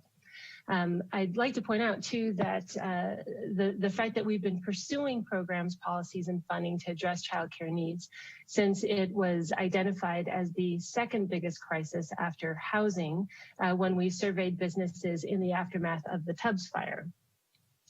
In fact, I did confirm that you'll be hearing an item on November 17th for code amendments related to streamlining child care facilities. So we are moving forward and on some of our policy efforts there as well. So in speaking to a broad range of businesses now during our current series of crises, childcare still remains a critical issue 3 years after that fire. Hence, we came up with the Child Care Support Pilot Program. But before I get into the program, I wanted to just take a step back to share some data culled from a number of studies from places like the Annie Casey Foundation, the Economic Opportunity Institute,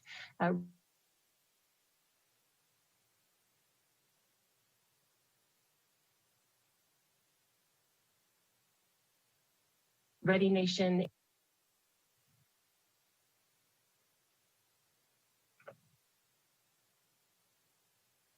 Next slide.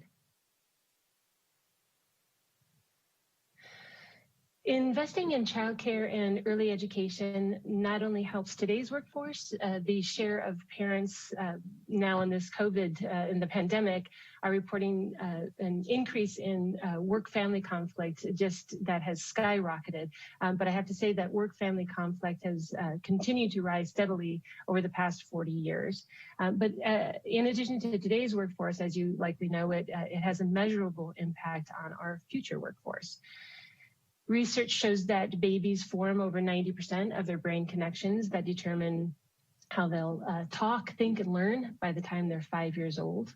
And studies also show that investments in early childhood education result in higher wages later in life, increased tax revenue, more effective public schools, improved personal and public health, less crime, and more educated and skilled workforce.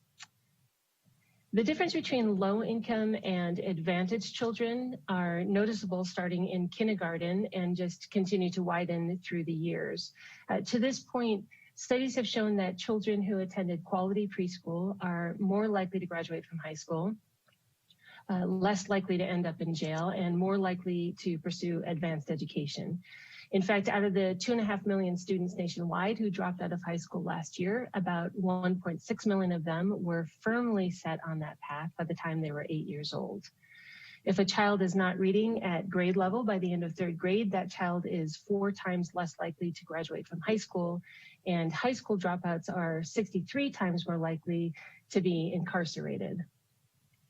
One data point that has always stuck with me since I started digging into this issue of access to quality childcare is, should the American prison system choose to do so, they could accurately calculate future bed need by looking at current 3rd grade reading levels.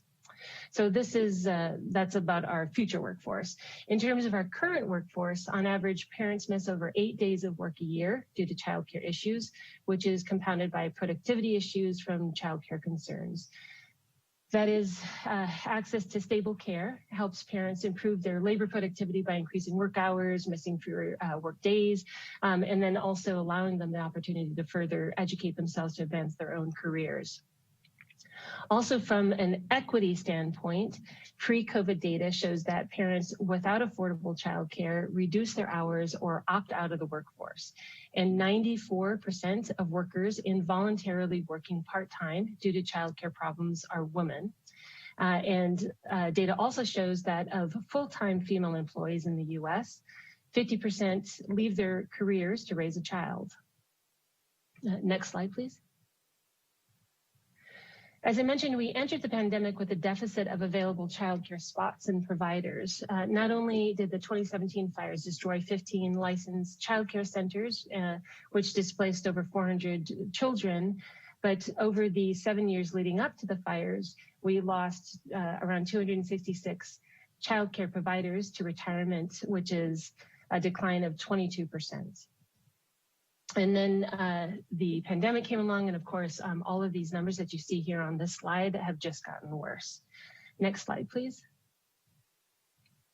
So pandemic or not, most of the county's childcare programs are actually located within Santa Rosa city limits. These childcare businesses that remain open are operating at about 45% of their normal capacity, with a maximum of 16 individuals per cohort, and a cohort consists of both the adults and the children. So that 16 is includes the adult teachers. As of the most recent data received earlier this week, 55% of the center-based providers are inactive or have permanently closed. And for home-based providers, we're actually doing a little better at this point, in that we're only at about 21% that have closed within Santa Rosa city limits. Next slide. Unfortunately, I didn't have the Santa Rosa specific numbers when I put the following slides together. So what you see here are countywide figures. So I'm going to walk you through the Santa Rosa specific figures. So for the pie chart on the left, the pre-COVID, of the 608 childcare providers countywide, 299 of them are located within Santa Rosa city limits. So we house 49% of the countywide providers within Santa Rosa. And that's comprised of 160, or was, I should say, comprised of 160 family childcare sites and 139 centers. For the current pie chart on the right, the Santa Rosa specific figures are, let's see, for the blue, of the 139 Santa Rosa childcare centers we had pre-COVID, only 63 remain open. And of the 160 family childcare sites, only 127 remain open. So the Santa Rosa figure for the gray portion, the gray wedge there of closed and inactive, is 109, equating to 36% of our Santa Rosa facilities. Next slide. So this slide shows spot availability, or how many children can be accommodated in the available programs identified in the previous slide. So again, the numbers on this slide are for all of Sonoma County, but for Santa Rosa, pre-COVID, we had a total of about just over 6,000 spots available. Due to the closures as well as public health limits on group size, availability has dropped to around 38%. Though I have to say, I just saw a late comment submitted by the executive director of 4Cs, Melanie Dodson, and she noted that Santa Rosa's current reduction of childcare slots is actually 63%. Next slide. Okay, so getting into the program. The goal of the program goals, I should say, of the program are threefold, and that is one, to stabilize open businesses through grant funds so that as the pandemic continues, we don't lose more providers. The second goal is to expand capacity, initially by building the supply of infant and toddler care. And then the third goal is to identify and enable new facilities and rehabilitate existing sites. And to accomplish this, we are asking for $2 million of the $2.145 million in general fund reserves that were made available by reimbursements of COVID-19 expenditures from CARES Act funding. An initial investment of $600,000 of these funds will be made available as soon as we can get the funding agreements approved with First 5 Sonoma County for a grant program to stabilize Santa Rosa-based providers, and also with 4Cs Sonoma County to expand their child care initiative program that provides training and business startup assistance. Next slide.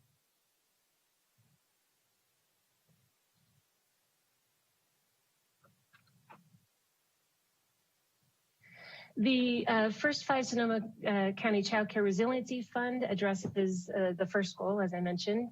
The funding agreement we're seeking to negotiate and execute is for $500,000, which would be added to First 5's pool of grant funds, providing direct support to local child care businesses. And though the city's contribution to the fund would be available only for Santa Rosa-based providers, it will be leveraged by a $405,000 contribution from First 5. And I think in the staff report, it lists $200,000, but I believe just yesterday, this increased by another $200,000. Also in the pool is I believe it's $177,000 from the Community Foundation Sonoma County Resilience Fund. So all told, with those three contributions, the grant fund total will be at least will be over $1 million. Next slide, please. Awardees can use the grants for a broad range of needs, though we're hearing that what is most important at this time are funds to help cover the increased expenses of maintaining a safe environment, as well as general operating costs and the cost of equipment and furniture to accommodate distance learning. Priority weighting will be given to those providing childcare services to the most vulnerable residents, those that demonstrate fiscal sustainability, and those that participated in Quality Count Sonoma County, that program prior to March 1st of this year. Next slide. The grant program, as I mentioned, will be administered by First 5, and only programs serving birth to 12 years old will be eligible. The operators must have been in business prior to March 17th of this year and have to be currently open, though if they were closed due to COVID, we will accept them if they have a feasible plan to reopen by January 15th of next year. Also, operators can be a nonprofit agency, private business, or governmental agency providing care, either in a private child care center, a large or small family child care home, or a license exempt setting, such as what a parent cooperative might be. Lastly, I noted in the staff report that state contracted programs would not be included. However, since writing the report, the state contracted programs are in the methodology now, but they're only eligible if at least half of their enrollment pre-COVID was tuition or voucher based, which now would compromise their sustainability. Next slide. So moving on to 4C's Child Care Initiative project, which is focused on building Sonoma County's supply of infant and toddler care. The funding agreement we're looking to enter into is for $100,000 to be used for training and consulting staff, recruiting participants, and incentives for business startup in order to eliminate the barriers that prevent prospective providers from opening their own businesses. They'll also be provided with disaster planning kits for all the trainees, as well as existing providers who attend targeted disaster planning trainings that are offered by 4Cs. Next slide. So 4Cs has identified 2 core desired outcomes, which are the number of prospective family child care providers enrolled receiving their child care license, as well as increasing the available infant and toddler care capacity within the county, within family child care homes. Next slide. With the remaining $1.4 million, we'll add and expand programming, working through the Economic Recovery Task Force or the Economic Development Subcommittee, and of course seeking council approval for any new program elements and substantial expenditures. Specifically, our interest is in addressing the third of the program's goals, which is enabling new facilities and rehabilitating existing sites for childcare use. So there are a number of models that will serve as resources for developing the program. So for example, in considering what we might prioritize in subsidizing childcare center integration into new development projects, I looked at the Renewal Enterprise District, where, for example, if a project may, through the RED, projects might receive priority funding for a center that would be integrated into mid to high density development and or one that is located within transit priority area or priority development area or specific plan area. So in this way, I'm looking to sort of capitalize on existing areas in which we're promoting new development and integrating childcare into that as a community benefiting option. Other models we could look to are childcare trusts that some communities have established, or for an example, other programs dealing with affordable housing. They might offer some pathways for how we might address the additional funds. Regardless, anything we do in this area, again, would be in close consultation with developers, providers, community partners, and would be vetted through the task force or subcommittee, and then again go to council for approval. Next slide. So with that, it is recommended by the Economic Recovery Task Force that the council, by resolution, do three things: allocate $2 million to support a child care support pilot program from CARES Act funding in the general fund reserves; authorize the city manager to negotiate and execute a service agreement 2021-025-00 with First 5 Sonoma County Commission in an amount not to exceed $500,000 to fund grants to Santa Rosa child care providers; and 3, to authorize the city manager to negotiate and execute a professional services agreement with Community Child Care Council, Sonoma County, in the amount not to exceed $100,000 to fund child care program trainings. Both agreements are subject to approval as to form by the city attorney. And again, both Ms. Dillon-Shore and I are available for questions. Thank you for that presentation, Ariza. Before we go to any other questions, just provide an opportunity for the task force, either Mr. Sawyer or Vice Mayor Fleming, any additional comments you'd like to add in addition to what we just heard from Ariza? Yeah, I would like to add that, the reason we came to this is that we heard really clearly that businesses are suffering and tried to figure out the way that we could have the most impactful investment of the CARES Act funding in a way that would both address the cause or a partial cause of the problem and help mitigate against the devastation. And so, we saw this as a win-win-win, a win for families, a win for business, and a win for children, as well as another win, which is the the secondary effect of supporting all these women-owned small businesses. So, you know, it was a really wonderful collaboration, and I'm really beside myself to see it come forward. And really, I want to thank Raisa and her team, which is not big.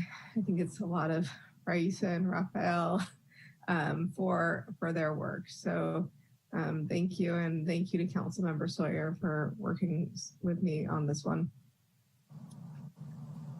Mr. Sawyer, would you like to make any comments? I would. Thank you, Mayor. And I want to, not having children, it's hard to understand the challenges that families face. And I want to know that for the economic recovery strategy, this is an important pillar in our effort of economic recovery. And in the task force, I learned of the importance. I learned how vital it was, and how much of an investment this really is, not only changing the trajectory of countless children, but also an investment in our community and in our nation. And so I learned a lot, and I special thanks to Raisa and her team to help educate me, and special thanks to Vice Mayor Fleming, who really personalized the need in my mind. So I had a bit of a little learning curve in there to understand the importance of this investment. And so I just, many thanks to the entire task force for kind of educating me as to the importance of this investment. Okay, thank you for that. Bring it back to council. Any questions regarding the presentation? Seeing none. We are now going to take public comment on item 14.2. If you wish to make a comment via Zoom, please raise your hand. If you're dialing in via telephone, please dial *9. You'll have 3 minutes. Madam Host, would you facilitate public comment on item 14.2? Thank you, Mayor. As you can see, a countdown timer is before the audience for the convenience of the speaker and the viewers. The first speaker will be acknowledged and invited to speak. Please make sure to unmute your microphone when you are invited to do so. At the conclusion of your comment, your microphone will be muted.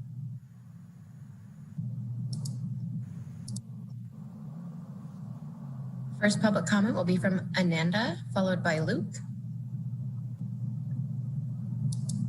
Ananda, I've enabled your speaking permissions. Can you please unmute your microphone and confirm you can see the timer on your screen? I can see it.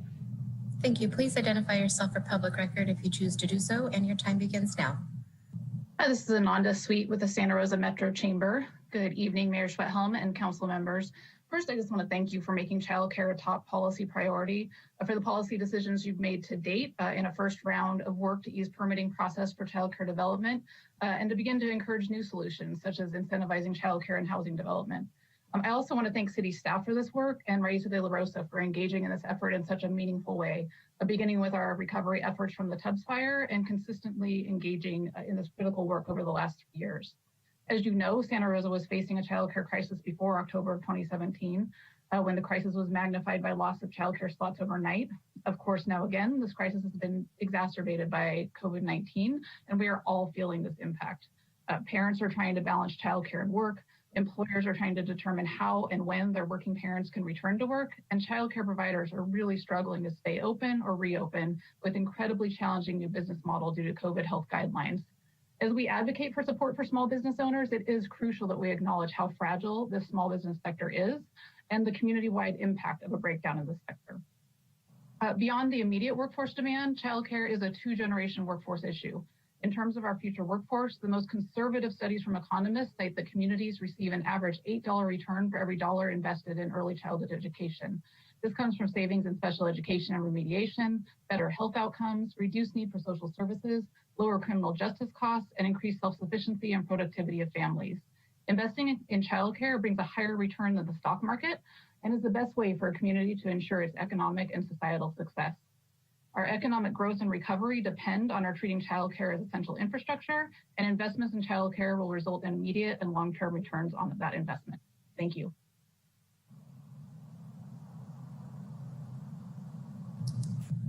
Thank you, Ananda. The next public comment will be from Luke, followed by Angie. Luke, I've enabled your speaking permissions. Can you please unmute your microphone and confirm you can see the timer on your screen? I can see it. Thank you. Thank you. Please identify yourself for public record if you so choose, and your time begins now. Thank you and good evening, Council. My name is Luke Lindenbush, Project and Policy Coordinator with Generation Housing. As you may know, Generation Housing advocates greater affordability, supply, and diversity of housing in Sonoma County. Although this child care support pilot program is not directly related to housing, we enthusiastically support this proposal because access to quality child care will improve outcomes in our economic recovery, especially for those who most need it. This pandemic has exacerbated the financial burden on low-income working families in Santa Rosa. As the Economic Development Director De La Rosa noted, our child care affordability crisis is a critical issue inseparable from our housing affordability crisis. A strong proposal to ameliorate this unprecedented financial burden on Santa Rosa's working families, and Generation Housing enthusiastically supports its approval. Thank you. Thank you, Luke. The next public comment will be from Angie. Angie, I've enabled your speaking permissions. Can you please unmute your microphone and confirm you can see the timer on your screen? Yes, I can see the timer. Good evening. This is Angie Dillon-Shore, Executive Director at First 5 Sonoma County. I want to give the council huge props for making childcare a top priority. With this investment, you're really walking the talk around childcare as a driver for the economic recovery and economic development that it truly is. And when we get to the other side of this pandemic and we're actually able to reopen in earnest, if we do not have the adequate supply of childcare, there will be many parents and caregivers that will leave the workforce, particularly women, or even leave the area, resulting in billions of dollars in lost wages and local economic activity. There are a lot of cities and counties across the state that have recognized the importance of childcare as part of economic infrastructure, but the city of Santa Rosa is way out in front, leading the pack. So on behalf of the First 5 Commission, we are thrilled about the prospect to partner with the city on the Child Care Resiliency Fund. We will be leveraging our staff time and existing infrastructure to administer the grants in kind. So all of the city's funds that are contributed to this Child Care Resiliency Fund will go directly to childcare operators. So much appreciation to the council and to the staff for your work on this initiative.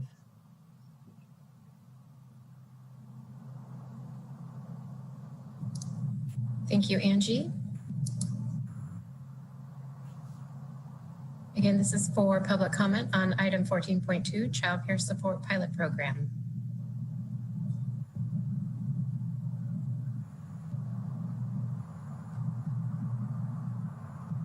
All right, Mayor, I don't see any additional hands being raised. I will go ahead and move forward to the voice message public comment received.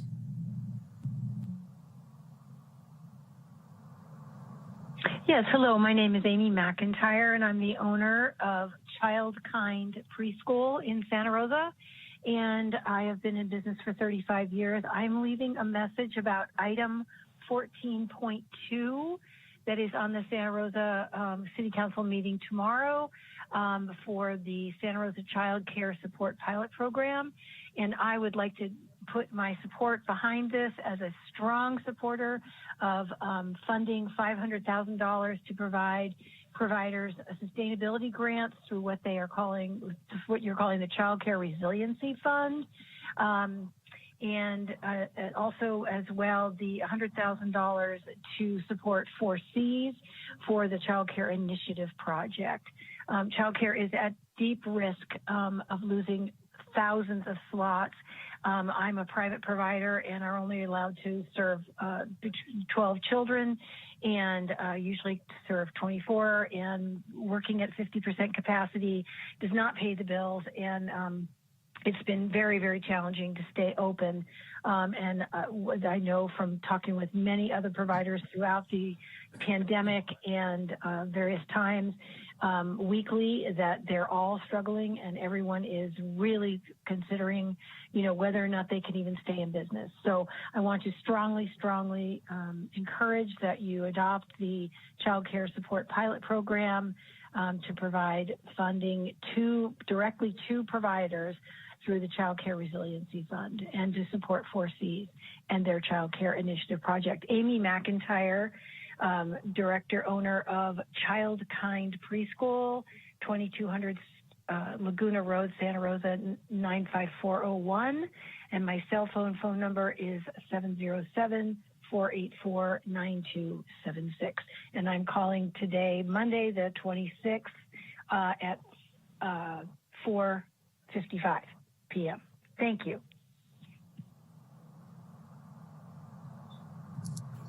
All right, Mayor, that concludes the voice message public comments received for item 14.2.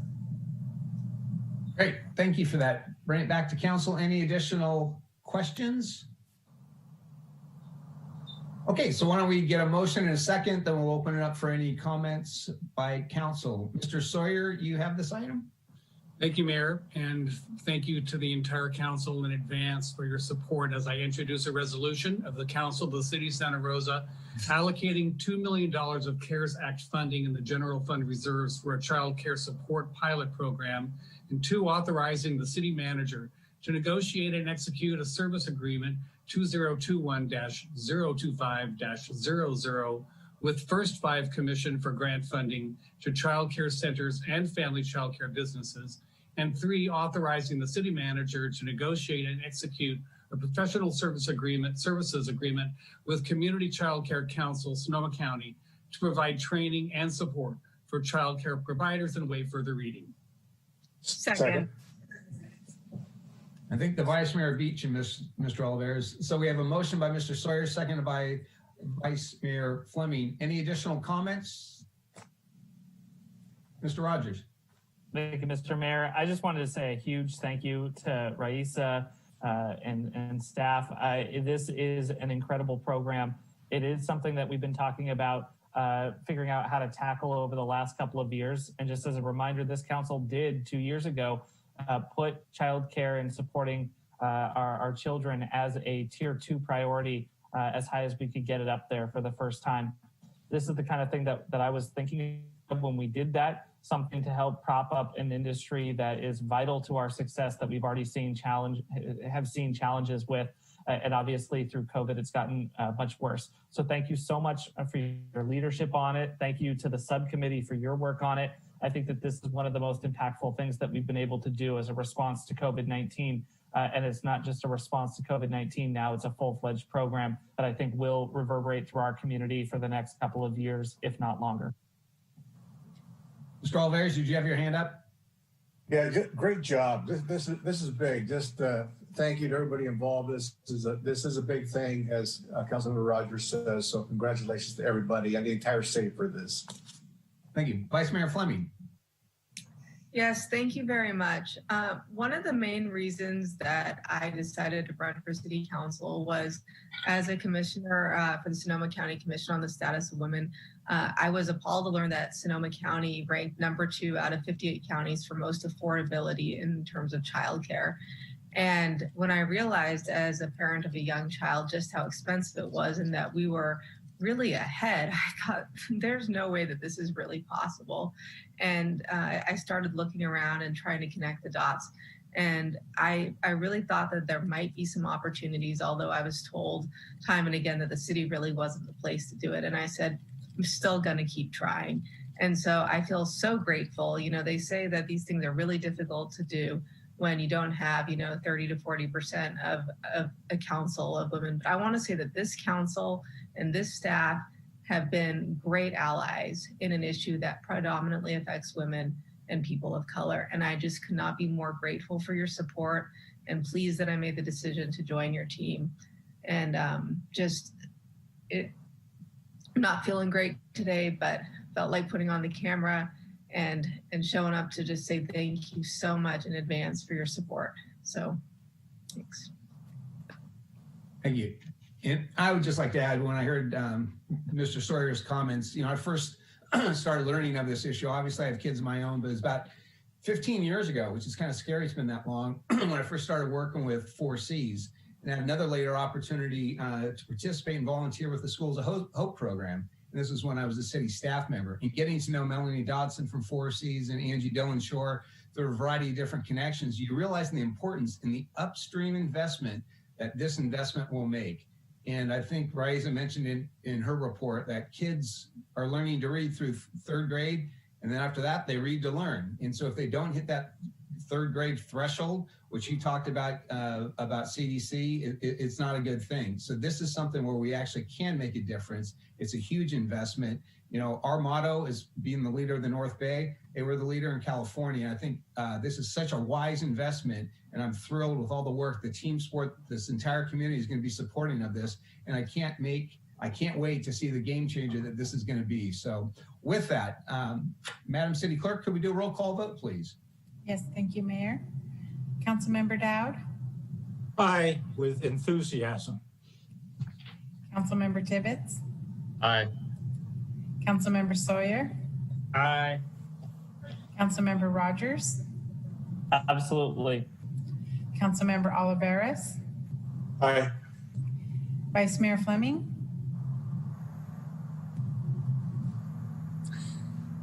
%, aye. Mayor Schwedhelm? I think I could read your lips, Victoria. Aye. That motion passes with 7 ayes. Great. Thank you for all the work. Thank you, Rosa. There would be clapping in the chamber if we were in the chamber. So thank you all so much for your support. All right, thank you all. All right, on to our public hearing. Mr. City Manager, item 15.1. Item 15.1, public hearing, urgency ordinance, Resilient City Combining District, Black Fire, file number REZ20-009, Amy Lyle, Supervising Planner, presenting. Good evening, Mayor, Vice Mayor, and members of the council. And I'll wait for Dina to put up the, thank you so much. All right, so we have our presentation up.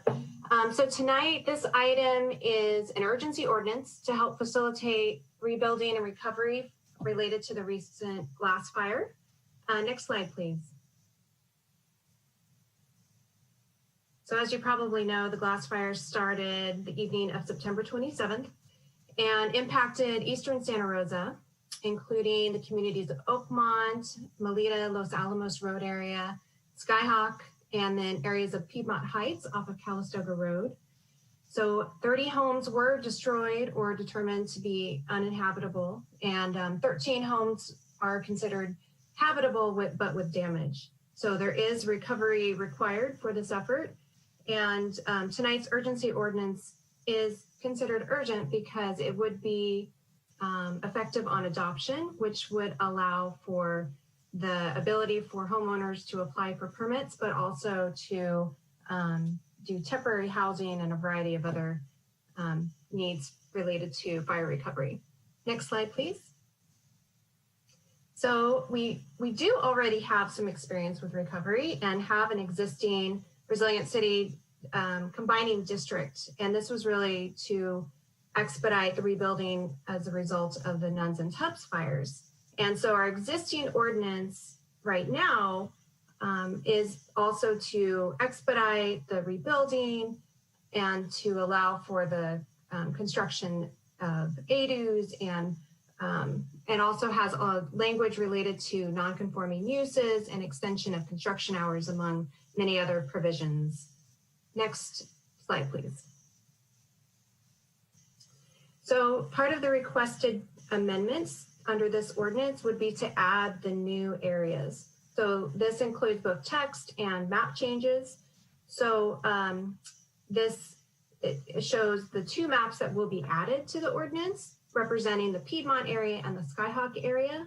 The properties that were damaged within the Oakmont area are already within the RC combining district area and have already been rezoned as part of the Tubbs and Nuns fire effort. Next slide. So staff has done a thorough review of the existing ordinance to make sure that the language is appropriate for the new recovery. And as part of that, have identified a number of changes and amendments for you tonight. So the first is related to construction noise. So the existing ordinance exempts the rebuild areas from our noise ordinance. And that's primarily because of the impact from the 2017 fires covered a large area, and there were no occupants within the area where rebuilding needed to occur. And so it really facilitated that rapid rehousing. And now that those areas have been predominantly rebuilt or majorly underway, there are certainly a larger population area, or a larger population living within those areas amongst the construction occurring. And with the areas that are impacted by the blast fire, those are also in established neighborhoods with minimal large areas that need to be rebuilt. So it is our staff recommendation that we no longer exempt rebuilding from the noise ordinance standards.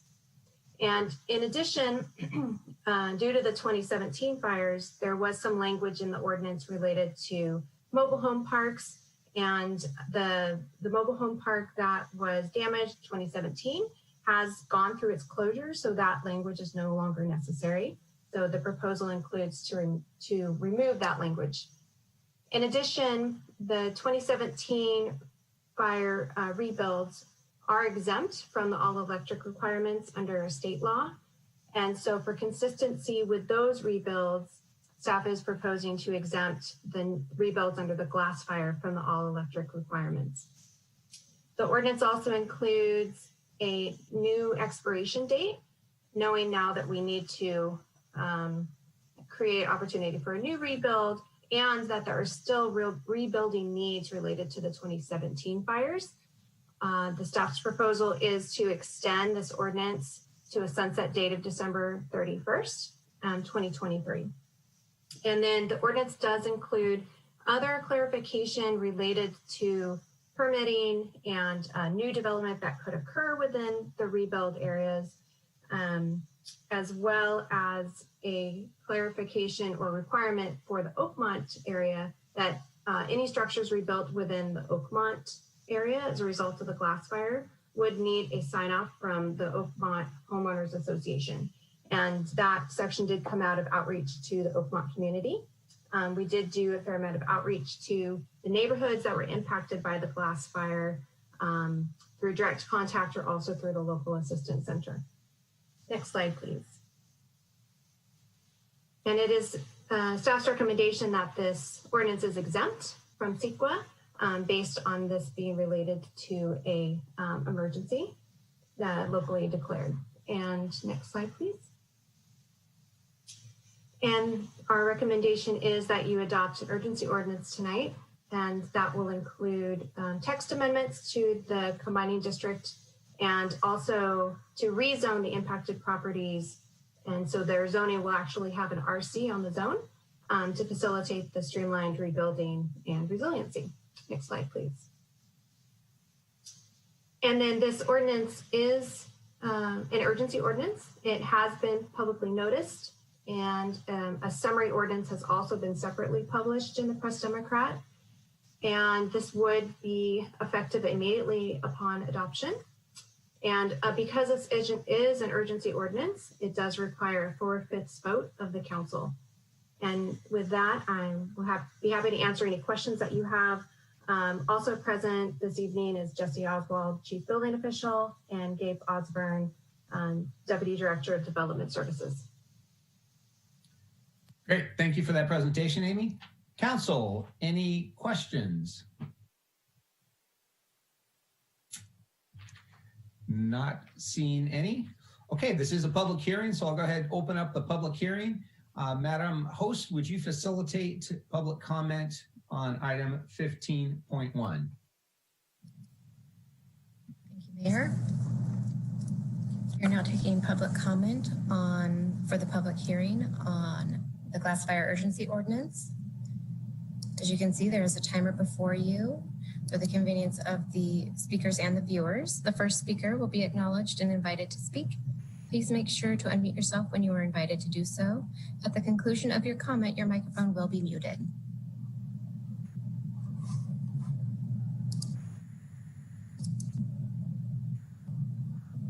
Again, to make a public comment, please raise your hand via Zoom. If participating by telephone, please dial *9 to raise your hand.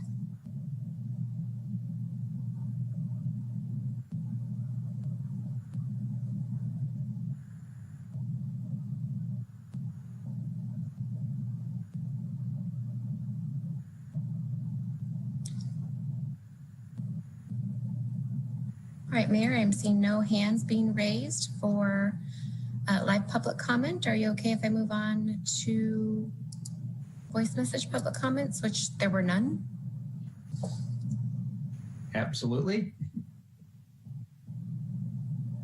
Okay, I see no additional hands being raised and there are no voice message public comments, Mayor. All right, thank you.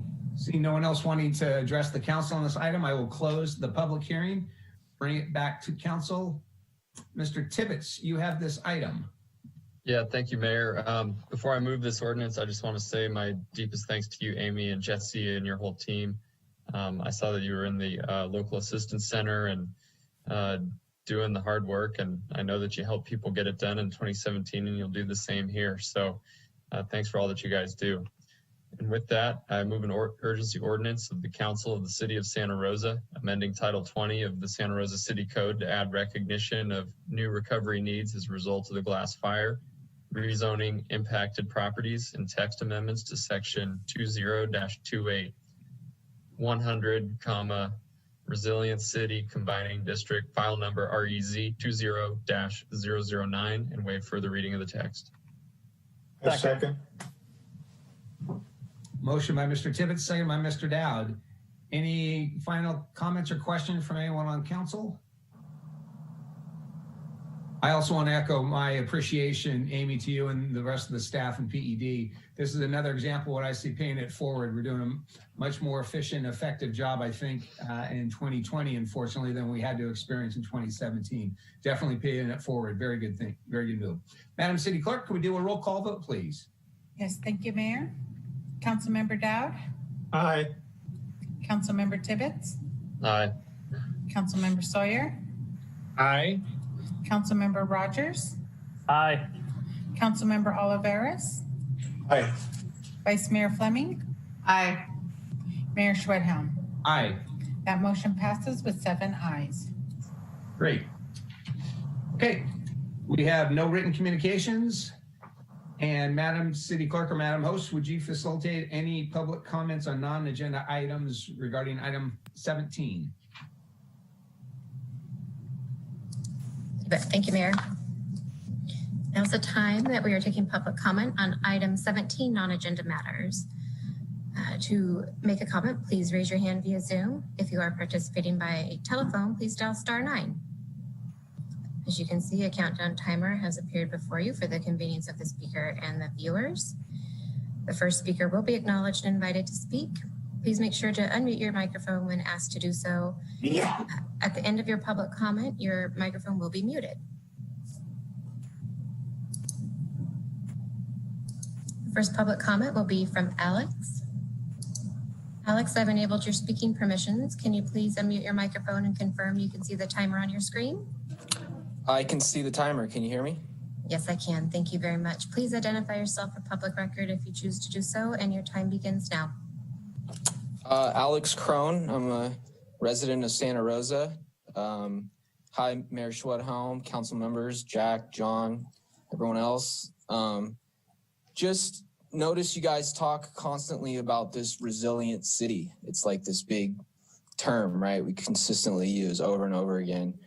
Curious where that originated and what that exactly means, because there's just some vague terminology that goes around this resilient city, resilient city, resilient city.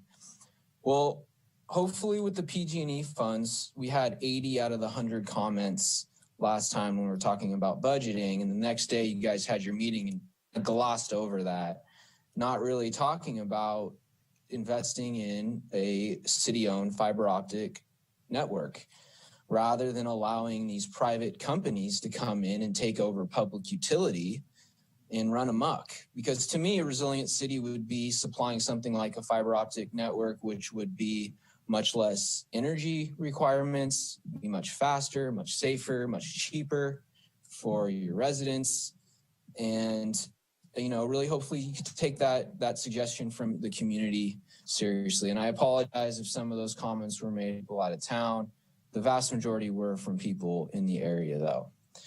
Also, just a little update on the wireless telecommunications facilities policy that Gabe is drafting. He did share some of his draft with Verizon and AT&T. And of course, they responded with a bunch of hogwash. The bottom line is the city can require the providers and the applicants to prove a significant gap in coverage in order to put a telecommunications facility in, not only a residential zone, not only a school zone, but anywhere in town. But let's hurry up and get that across the finish line before they submit a bunch of more applications, because we're just sitting ducks now. And when they put in the applications, we don't have that language in a policy or in a code, and they can just put the towers up anywhere. So those two subjects go hand in hand. It's a very important issue, internet connection, broadband services, obviously in today's age.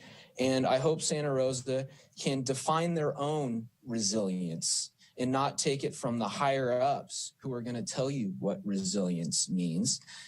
It only makes sense and checks off all the boxes of what a resilient city should be. Anyways, I don't want to ramble on and on. Thank you guys for everything you do. Hope everyone's safe, healthy, and happy.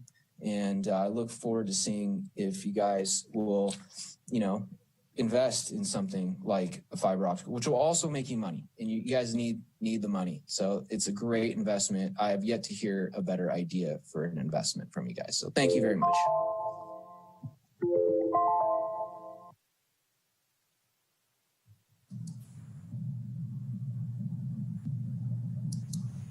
And we are at public comment on item 17, non-agenda matters.